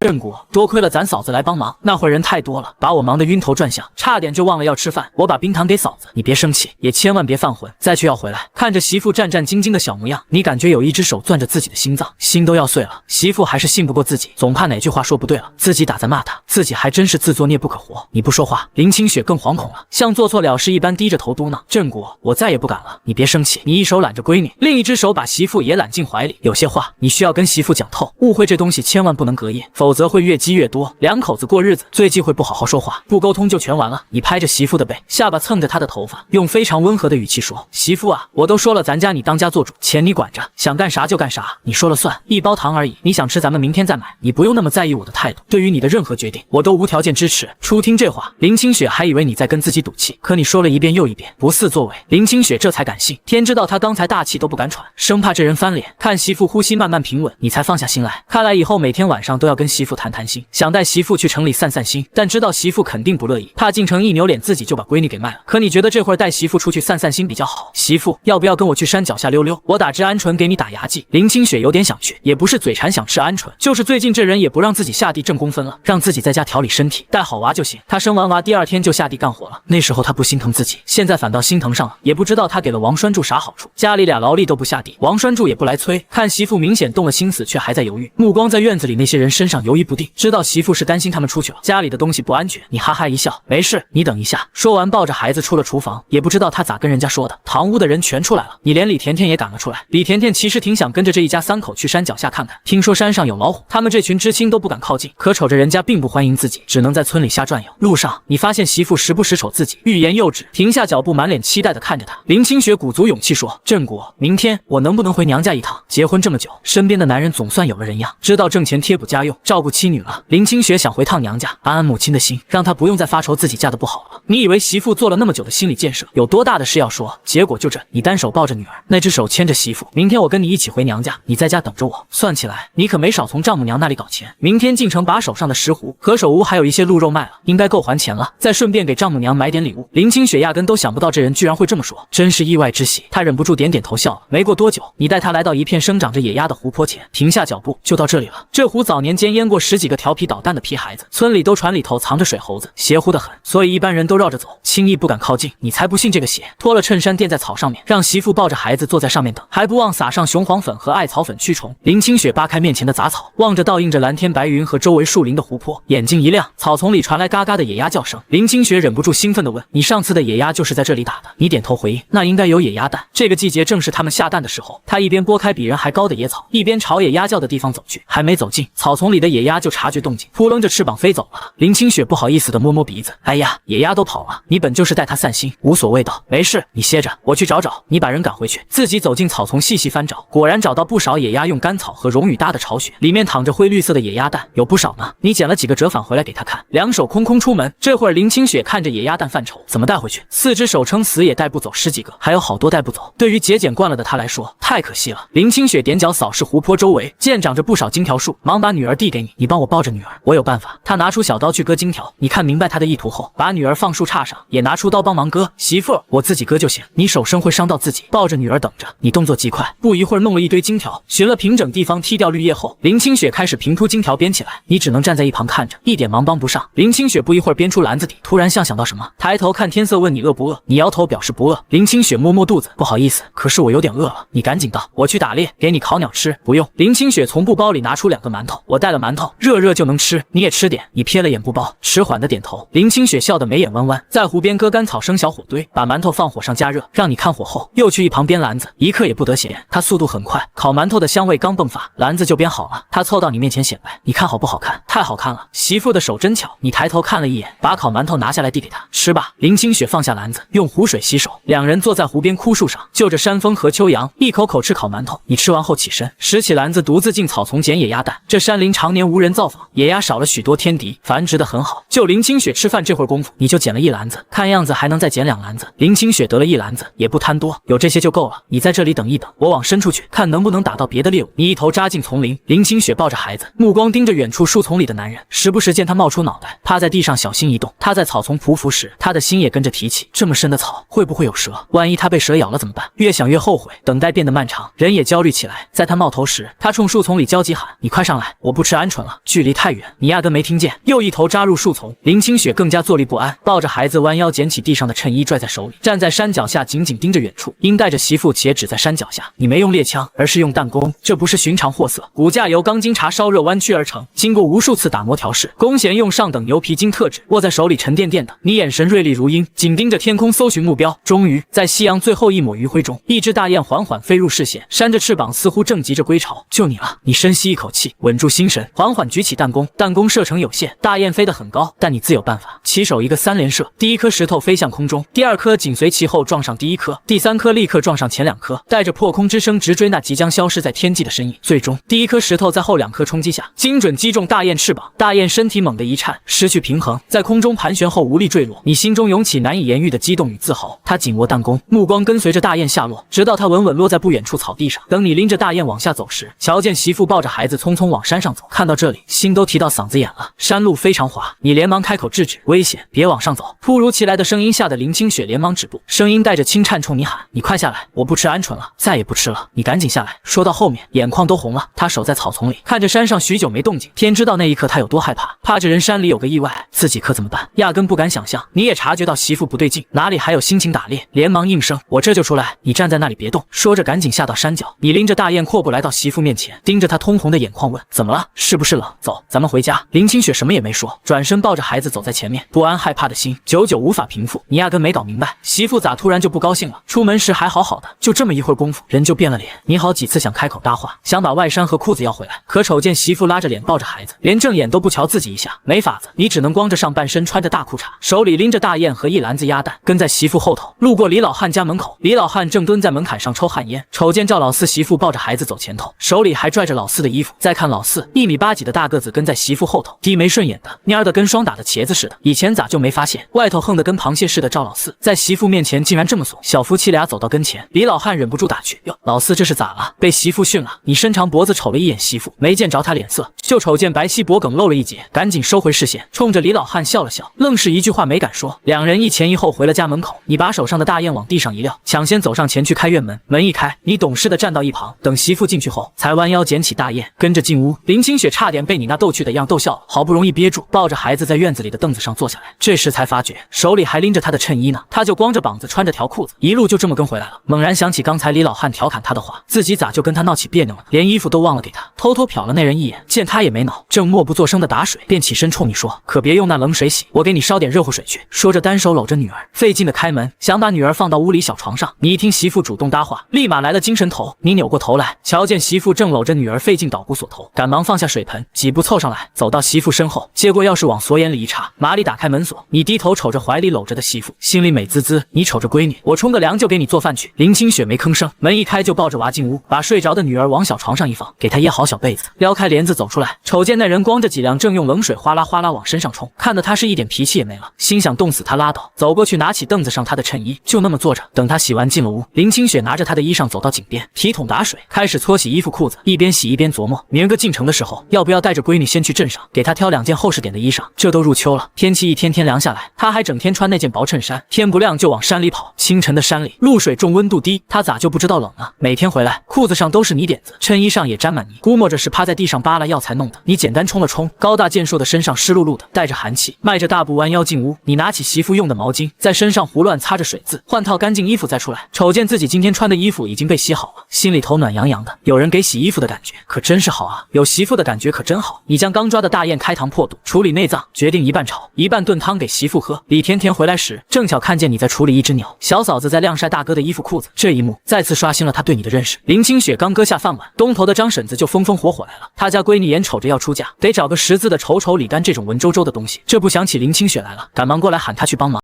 李甜甜不想自个儿跟一个大老爷们单独待一块儿，免得村里人嚼舌根，也就跟着一起过去搭把手。吃完饭，你开始着手炮制欢油，这是一种珍贵药材，具有很好的滋润修复皮肤功效，对治疗烫伤、冻伤有显著效果。你瞅着外面黑灯瞎火，伸手不见五指，便锁了门，怀里搂着娃，穿过大半个村子来到张婶子家。林清雪一见他抱着孩子过来，还以为出了啥岔子，赶忙放下手头的活计。他走到你跟前，低头瞅了一眼你怀里的娃，问：咋了这是？你看着媳妇笑了笑，没事，过来看看。说着找个小板凳一屁股坐下。张婶子心眼多，瞧出点门道来，笑得见牙不见眼，冲着林清雪说：你家老四啊，这是怕你走夜路害怕，不放心你，专门来接你呢。林清雪听了张婶子的话，瞅了一眼坐在凳子上的男人，真是这么回事儿。张婶子就爱拿人打趣，这话哪能当真？再说就算他知道自己怕黑，甜甜不是也跟着一起来了吗？他犯不着大老远跑这一趟。想到这儿，林清雪冲着坐在凳子上的男人说：你先坐着歇会儿，我马上就弄好了。说完又回到桌前低头忙活。你应了一声，说话间眼珠子就跟长在媳妇身上似的，直勾勾盯着他的一举一动。这时候张铁军啃着窝窝头，拉了把凳子在你身边坐下。四哥，我觉得嫂子真是挺不错的，比慧姐还漂亮，有学问又有涵养。听到张铁军的话，你愣了一下神，好半晌才回过味来，想起张慧慧是哪个，你纳了闷了，这铁军咋突然提起她来了？张铁军见你不吭声，还以为四哥心里头还惦记着张慧慧，这下他可急了。要是那样，那嫂子可真是太冤了。嫂子对振国哥那是一片真心，家里穷得叮当响，还死心塌地跟着他过日子，这情分多深啊！想到这里，张铁军开口劝道：四哥，你也别甭惦记着他了，好好跟我嫂子过日子吧。我听说慧姐在城里处了个对象，好像在国营饭店后厨干活，现在她每次回来，眼睛都长到头顶上了，连正眼都不瞧人一下，语气里满是不满。张铁军打心眼里瞧不上张慧慧，觉得她仗着自己有几分姿色就傲得不行，说话时都拿鼻孔瞧人。要说相貌，张慧慧哪里比得上四哥现在的媳妇？张铁军做梦都盼着自己也能有四哥那样的好福气，娶个肤白貌美的媳妇。瞧瞧四嫂那身段，哪里像是生过娃的样子，嫩得跟刚掐下来的黄瓜似的，水灵灵的，真是让人瞅一眼就心痒痒。到底是哪个不要脸的嚼舌根，说自己看上张慧慧那号人了？她那种货色，给老子提鞋都不配。不管是前世还是这辈子，老子啥时候正眼瞧过她？这没影的事，咋就传得满村风雨了？要是这话让媳妇听去了，那还不误会大了？你刚才一直瞅着媳妇，见她从头到尾都没瞅自己一眼，心里头更不是滋味了。这么近的距离，她不可能没听见。难道媳妇真的不在乎自己了？想到这里，你心里头堵得慌，冲着张铁军也没了好脸。我什么时候惦记她了？你哪只眼瞅见我惦记她了？张铁军见你这架势，吓得跟孙子似的，赶紧陪着笑脸。四哥，我就那么随口一说，你咋还急眼了呢？打心底里还是非常出你的，你可是十里八乡出了名的流氓，狗看了你都得夹着尾巴绕道走。要不是救了嫂子，你哪里娶得上嫂子这样的好女人？你瞅着她那副龟孙样，明摆着不信，也懒得跟她多费口舌，没好气的吼：滚你的蛋！张铁军拎着凳子麻溜的跑了。他俩的对话一字不漏的让林清雪听了个全，他紧攥着笔，手骨节都泛白了。难怪他最近跟变了个人似的，原来是心里头藏着的那个人有新欢了，这才打算好好跟自己过日子，堵住他的嘴。林清雪心里头涌起一股悲凉，难受的要命。回家的路上，你怀里抱着孩子，也不管旁边还跟着个电灯泡李甜甜，眼巴巴的跟在媳妇后头解释：媳妇，你可别听张铁军那臭嘴瞎咧咧，我跟那个张慧慧半毛钱关系都没有，老子才瞧不上他那种货色，我心里头就装着你一个人。语气诚恳，就差没指天画地发毒誓了。李甜甜跟在后头几步远，耳朵竖得跟天线似的，好奇的听着这出好戏。她瞅着你那高大的身子，走在小嫂子旁边，腰板弯的跟虾似的，这是得多怕嫂子误会她。这算不算夫纲不正妻管严？你见媳妇还是不搭理自己，心里头七上八下的，拿捏不准她到底是啥意思，只能耷拉着脑袋，默默跟着她回了家。到家后，你把睡着的孩子轻轻放在小床上，盖好被子，然后跟个霜打的茄子似的，蔫蔫的去了厨房烧水。高大的身体蹲在灶台的火炉口，手里拿着棍子戳着火堆暗骂：要是让老子知道是哪个嘴臭的在背后造谣生事，非打得他亲妈都不认识他不可。闲着没事干说啥闲话，这不是给自己添堵吗？这会儿林清雪正坐在东屋的凳子上，一针一线的给女儿缝制冬天穿的棉袄。没多大会儿功夫，你就端着冒着热气的水盆，大步流星的走了进来。你弯下腰，把水盆轻轻放在媳妇脚边上，然后蹲下身子，大手就握住了那纤细的脚踝，另一只手做事要脱她的鞋子。这一举动让林清雪停下了手里的针线活，她抬眼看向蹲在面前的男人，问：你干啥呢？说着就想抽回脚踝，可他手上的力气大得很，他压根挣脱不开。粗粝热燥的掌心摩擦着脚踝上的皮肤，弄得有些痒痒的。以前还能摸透他脾性，现在反而有些捉摸不透他到底在想什么了。低着头的你没停下手中的动作，将媳妇脚上的布鞋脱了下来，闷声道：“媳妇，你累了一天了，给你泡泡脚，缓解一下疲劳。”见挣脱不开，林清雪索性放弃了挣扎，眼眸微垂，静静地看着面前的男人，任他脱掉脚上的鞋子，在双脚被按入适中温度的热水盆后，心里也热乎起来。这些天你的变化太大了，尤其是现在，你竟然还会主动帮自己洗脚。若是放在以前，做梦都不敢想的事情，竟然真的发生了。自己怀孕挺着大肚子那么不方便的时候，也没见他这样，心里也滋生出了贪念，沉溺在他带给自己的这些温柔呵护。想到这些，他冲着蹲在面前给自己洗脚的男人说：“振国，我没生你气，只要你以后不再鬼混，我就心满意足了。”白皙的手指插入你短发中，柔软的指腹轻轻摩挲着。听到他的话，你并没吱声，默默地搓着媳妇一双白嫩的双脚，洗得差不多，感觉水温不怎么热了后，将他双脚拿出来，放在自己大腿上，将湿漉漉的脚塞入衣服下，随后伸手拿下搭在肩膀上的毛巾，掏出塞在衣服里的脚，把上面的水渍擦干，随后弯腰把椅子上的人拦腰抱起，迈步放到床上。很晚了，别忙了，小心眼睛。说着自己也跟着迈腿上了床。媳妇，我知道之前是我混蛋，对你做了不少错事，我也不祈求你立马原谅我，但你得给我一个改过自新的机会，你相信我好不好？你的这番话使得林清雪僵硬的身体渐渐放松了下来，鼻息间尽是你身上那股热乎乎的气息，混着清清爽爽的荷尔蒙，让林清雪心里头暖洋洋的。过了许久，轻不可闻的应了声：“知道了。”声音小的微不可察，但你听见了。清晨一大早，天不亮你就起身出发去了镇上，赶上了最早一班车去城里。这回你没往上次那家药房去卖狮虎、鹿茸等这些宝贝，太过频繁去同一家药房售卖，怕被有心人盯上，而是选择去了另外一家。药房负责人在看到你要卖的东西后，可以确定你就是最近出手过大货的年轻人，笑脸相迎的把人领进去了一个单间，仔细瞧了一番你带来的东西，没什么问题。虽然不知道你怎么会频频有货源，但听说过你，所以并没有压价。你也没想到这事这么顺当，数了数手里头那厚厚一沓的大团结，确认金额无误后，往兜里空间里一揣，就去了国营商场。进去准备给丈母娘挑选一些补品，却意外碰见了上辈子人生中的一个大贵人王书记。只是不知道他怎么会出现在这个小县城，看着还非常年轻，风华正茂的他，勾起了上辈子的一些往事。用不了10年，这人就会进入 S 市，被提拔做了一把手。你本想上去打招呼，可这一世两人还没见过面，彼此都不认识，贸然上去打招呼显得很奇怪。想了想，还是算了。如果有缘分，跟他在 S 市还会再见的，毕竟往后发展，自己还会选择 S 市，那里是你上辈子生活了几十年的地界。你挑好东西，拎着准备离开时，听到王书记那边闹哄哄的，周围也围了一圈人在看热闹。你顿住脚步，调转方向，朝着那边走了过去。柜台的女服务员拽着穿黄褂子的王新军袖子，大声嚷嚷着：“嘿，我说你这人咋这么不讲究，弄坏了东西照价赔偿，不赔就想走。”王新军刚才转身的时候，衣服勾到了柜台，里面一块梅花手表摔在地上，坏了。他是个读书人，看着柜台服务员如此蛮横的架势，涨红着脸解释：“这位女同志，你误会了，我没想跑，我身上的钱不够，车就在外面，我出去拿了钱给你送过来，这是我工作证件，先压在你这里。”柜台服务员接过他证件看了一眼，一脸鄙夷：“你弄个假证件在这里糊弄谁呢？你出了这个大门跑了，我找谁说理去？你是想让我自己赔吗？”说着把证件随手扔在地上，你弯腰捡起地上的工作证，交给了王新军，目光看向女柜员问：“多少钱？我帮他给。”女柜员上下打量了你一番，笑得那叫一个轻蔑。知道这是多少钱吗？这乡巴佬上下嘴皮子一碰，就敢瞎胡说，一共127块5毛，拿钱吧。说着伸出手，你二话没说，从口袋里掏出一叠大团结递给女柜员：“你找钱吧。”看着手里的钱，女柜员带着惊讶错愕，反复数了数，点了点头说：“好嘞，同志你稍等。”周围的人见没热闹可看，发出一阵嘘声，轰然散了。王新军推了推鼻梁上的眼镜，目光看着面前比自己高一头的男人。刚才那么多人围观，没有一个人愿意帮自己说句话，可这人二话不说就帮自己解了围。看他穿着也不像是个有钱的，这笔钱对他来说肯定不是小数目。想到这里，王新军心中对这个陌生人不胜感激，世上还是好人多啊。刚才真的谢谢你帮我解围，我车上有钱，车就停在外面，麻烦你跟我一起去取吧。你点了点头，跟着王新军一起走出来，果然看见路边停了一辆黑色小轿车。这个年代就开上小轿车了，看来之前传他背景深厚是真的。王新军打开车门，从车上拿出包，数出钱递给你：“小兄弟，再次谢谢你。你去哪里？我送你吧。”你接过钱，连数都没数就往兜里一揣，想着身上带着这么多东西，坐班车确实没坐他车方便，倒也没跟他客气，那就麻烦你了。接着把自己家地址报给了王新军，然后坐上了副驾驶。途中，两个平日里完全没有交集的人聊着天，完全没有话不投机，相反像是多年不见的老熟人似的，聊得非常投缘。王新军原本还以为这个年轻人就是个普通人，可聊天中发现压根不是那回事。这人看起来深不可测，年纪轻轻，却拥有着这个年龄本不该有的沉稳，总觉得这人并非自己表面看起来那么简单，不禁升起一个想法，或许这人以后说不定能成大器。车子开到院子门口，你探身从车里迈腿下了车，然后将给丈母娘买的补品从后备箱拿了下来，弯腰冲着车内的王新军道了谢。王新军扬起笑容应了一声：“没事，兄弟，我们有缘再见。”说着看了一眼你身后的破土坯房子，然后掉了个头，驱车离开了。你拎着东西进了屋，一眼就瞧见媳妇手里正拿着一件男人的外套。你走上前，把拎着的东西放在桌上，瞅见自己媳妇想把衣裳往身后藏，眼疾手快，一把从他手里夺过那件蓝褂子，咧嘴笑着问：“媳妇，这给我买的，说着就把外套往身上一套。林清雪见你把外套穿在身上，领子没弄好，下意识走上前，踮起脚尖，抬起胳膊，伸手给你整了整领子。整好之后，往后退了几步，上下打量了一番，肩宽大小都合适的很，就跟量身定做的一样。犹豫了一下，开口解释：“我看天凉了，就带着闺女去镇上给你买了件新褂子。”你一听，再瞅见他眼神躲躲闪闪的，心里头明白他不自信，担心这担心那的，心里头那叫一个乐呵。他能给自己主动买衣服，这可是头一遭。你迈开步子，伸手把他人带入怀中：“谢谢你啊，媳妇，这衣服我很喜欢。”说话间，这才发现屋内还有个大电灯泡，李甜甜怀里抱着孩子，俩眼珠子瞪得跟俩铜铃似的，瞧着你亲小嫂子的时候，整个人都惊呆了。自己这么大个人处在屋里头，你该不会又没瞅见吧？眼下自己刚看了不该看的，会不会长针眼？自己啥时候能回城亲自己的亲哥哥？走神儿时，他涨红着脸，挤出一抹假笑，抱着孩子匆匆进了自己住的西屋。林清雪被你亲的气息不稳，软绵绵的靠在他结实的胸膛，听着你强而有力的心跳声，开口软软问了句：“吃饭没？饿不饿？我给你做饭。”你揽着媳妇进了睡觉的东屋，随后把她按坐在凳子上，将贴身放着的布袋拿了出来，这个你收起来放好。林清雪抬眼瞅了瞅男人，收回视线，打开还带着体温的布袋子，当看到里面装的都是大团结后，连忙紧捂住那布袋子，慌忙看了一眼门口，确定不连门外头没人，这才起身压低音量问：“咋这么多哩？”声音中带着一丝害怕。你拿回来的钱一回比一回多，心里头既是欢喜又是害怕，真怕你背地里头干了啥不好的勾当。瞅着媳妇可爱的模样，你忍不住笑了起来，这才哪儿到哪儿，以后的钱只会更多。你轻叹了口气，如今的幸福就跟做梦似的。你蹲在媳妇面前，与她四目相对。好了，媳妇，你要是心里头不踏实，下次俺进城，你跟着俺一块去好不好？你看看钱是从哪儿来的不就行了？林清雪听你这么说，眼睛直勾勾的盯着面前的男人，瞅了好一会儿，这才点了点头。你见他应了，忍不住凑上去，在他额头上又亲了一口，这才说道：“好了，你拾掇拾掇，给我留200块钱，我去借辆自行车，待会儿带你回娘家去。”说着转身撩开帘子就出去了。你出去后，林清雪瞅着手里那厚厚的一沓大团结，眼睛在屋里头扫了一圈，总觉得放哪儿都不保险，心里头不踏实。她一个人躲在屋里头，找了好几个地界儿，都觉得不安全，又把之前藏钱的地界儿检查了一遍，点了点数目，确定没啥问题后，又发起了愁，不知道到底要把这笔钱藏在啥地界儿才安全。你没借来自行车，回到院子里，一屁股坐在石墩上，从兜里掏出烟来，划拉了一根火柴，点燃了烟，狠狠抽了一大口，缓缓吐出烟，想着带着老婆孩子出门，没个交通工具可不成，自己靠着2条腿走多少路都没关系，可不能让老婆孩子跟着自己吃苦头。你本想借辆自行车带着他们回娘家去，可忘了这玩意儿在这个年代有多金贵，自家平时都不舍得骑，咋可能借给外人骑？光想着建房子改善住宿条件了，把出门的交通工具这事儿给忘得一干二净。林清雪把钱藏好后，从屋里头走出来，瞅见你坐在院子里抽烟，没见着自行车，知道是没借来，开口说道：“咱走路回去也行，之前也都是走路回去的。”你点了点头，闷声应道：“你下定决心要尽快多挣点钱才行，家里头需要置办的东西太多了。”下午快2点的时候，林母正在院子里洗衣服，隔壁邻居走进来，兴奋地嚷嚷着：“婶子，快别洗了，我瞧见你家闺女女婿回来了，大半个村子都清楚他女儿嫁了个什么货色。”林母一听邻居的话，连忙起身，用腰间围裙擦了擦手，慌忙走了出去。不知道这次又是咋了，来打秋风吗？他来到门口，瞅见闺女女婿朝着自家这边走来，不晓得这2人今儿个咋会一起来了，还瞅见女婿手里头拎着大包小包的，惴惴不安的迎了上去，先细细打量了一番自家闺女，见她穿着一身簇新的衣裳，那张稚嫩白净的脸蛋上洋溢着笑容，跟以前愁眉不展的模样大不一样，那颗悬到嗓子眼的心这才算落了下来。瞅见女婿手里拎着麦乳精、水果罐头，还有那么大一块肉，一只野鸡，好些个鸭蛋，一看就得花不少钱。想到他家条件，他忍不住埋怨：“回自个儿家，你们俩来就来呗，带这么东西干啥哩？”说着赶紧接过闺女怀里的孩子。林清雪脸上挂着浅浅的笑，也不吭声。以前每次来都是空手来满载归，这次可是结婚以来头一回往娘家带东西。这一路上她虽然没说啥，但心里头那个美真是没法说。你看着面前的丈母娘，恭恭敬敬的喊了声妈，林母被你喊的心里头直发怵，不自然的挤出个笑容，赶紧招呼你们进屋。一旁的邻居也围过来看热闹，瞧着你俩这变化，一时间都有些不敢相信自己的眼睛。这夫妻俩相貌都不赖，现在再配上这身行头，不知道的还以为你俩是有钱的城里人下乡来走亲戚。可作为邻居，自己最清楚不过了，你们家里穷得叮当响，日子过得紧巴巴的。林母带着女婿女儿进了屋，刚才邻居那惊讶的表情，她可是瞧得一清二楚，心里头那个得意，终于扬眉吐气了一回。闺女出嫁后过得不好，没少被人看笑话，现在可算是扬眉吐气了。瞅着闺女这身打扮，不再是以前那些破旧不合身的衣服了，浑身上下都是崭新的衣裳，脚上还穿着橡胶底的鞋子，一看就是高档货。再瞧瞧女婿，也不再是以前那副急吼吼、小气巴拉的样子了，现在举手投足都透着稳重，跟变了个人似的，都快不敢认了。难怪闺女说她变了，看样子是真的变好了。林清雪坐下后问道：“妈，我弟呢？”林母低头瞅瞅怀里的娃，给他抻抻小衣裳，笑着回道：“带孩子去镇上了，估摸着也快回来了。”话音刚落，就见林明亮推着那辆28大杠自行车，风尘仆仆的回来了。路上他听到村民说，自家姐姐带着孩子来了，不清楚是不是你又犯浑了。要不是因为自己，姐姐哪会嫁给这个一穷二白，就只剩下个救命恩人名头的赵振国。放好28大杠自行车，进屋一看你也在，脸色立马就阴了下来。林母瞅见儿子那脸色，心里头明白是咋回事，赶紧打圆场。儿啊，郑国买了一堆东西过来看我。林明亮瞅了眼桌上那堆杂七杂八的东西，不由得冷哼一声。他拽过个板凳，一屁股坐下去。我着火想狠狠数落自己姐夫，可又怕老娘不高兴。你知道自己以前干的那些混账事儿，让小舅子对自己一肚子意见，就没指望能捞着个好脸。所以林明亮这副德行，你一点也不意外。这时候，赵小燕抱着孩子进来了，一瞅见自己弟弟，眼里头闪过一丝愁云，可还是勉强挤出个笑来。不清楚弟弟这次过来是不是又要打秋风？每次他来，不是借钱就是借东西，弄得自己在婆家都抬不起头来。虽说自己男人从没因为郑国的事跟自己红过脸，可正因为这样，他才更觉得丢人。他想说，你上次因为借钱的事儿还把丈夫给揍了一顿，可话到嘴边又咽了回去。你瞅见三姐眼里的哀怨，心里头不是滋味，你心知肚明。这2年多，因为自己，三姐在婆家日子也不好过。想起上一世，媳妇带着女儿跳河后，家里人都跟自己断绝了关系，就三姐在自己走的时候，偷偷塞给自己20块钱，还有几个热乎乎的熟鸡蛋，所以自己发达了。怕三姐因为自己家在婆家左右为难，也不敢跟她有联系。后来听一个同乡说起姐姐姐夫想做点小生意，就把他们看好的门面买下来，然后以白菜价租给他们。一时间，屋内陷入沉默。林清雪也觉出气氛有点不对劲，这2年多，家里确实靠娘家帮衬着才勉强度日。她摸了摸口袋，掏出一沓子大团结。之前还不知道你让他拿这钱干啥，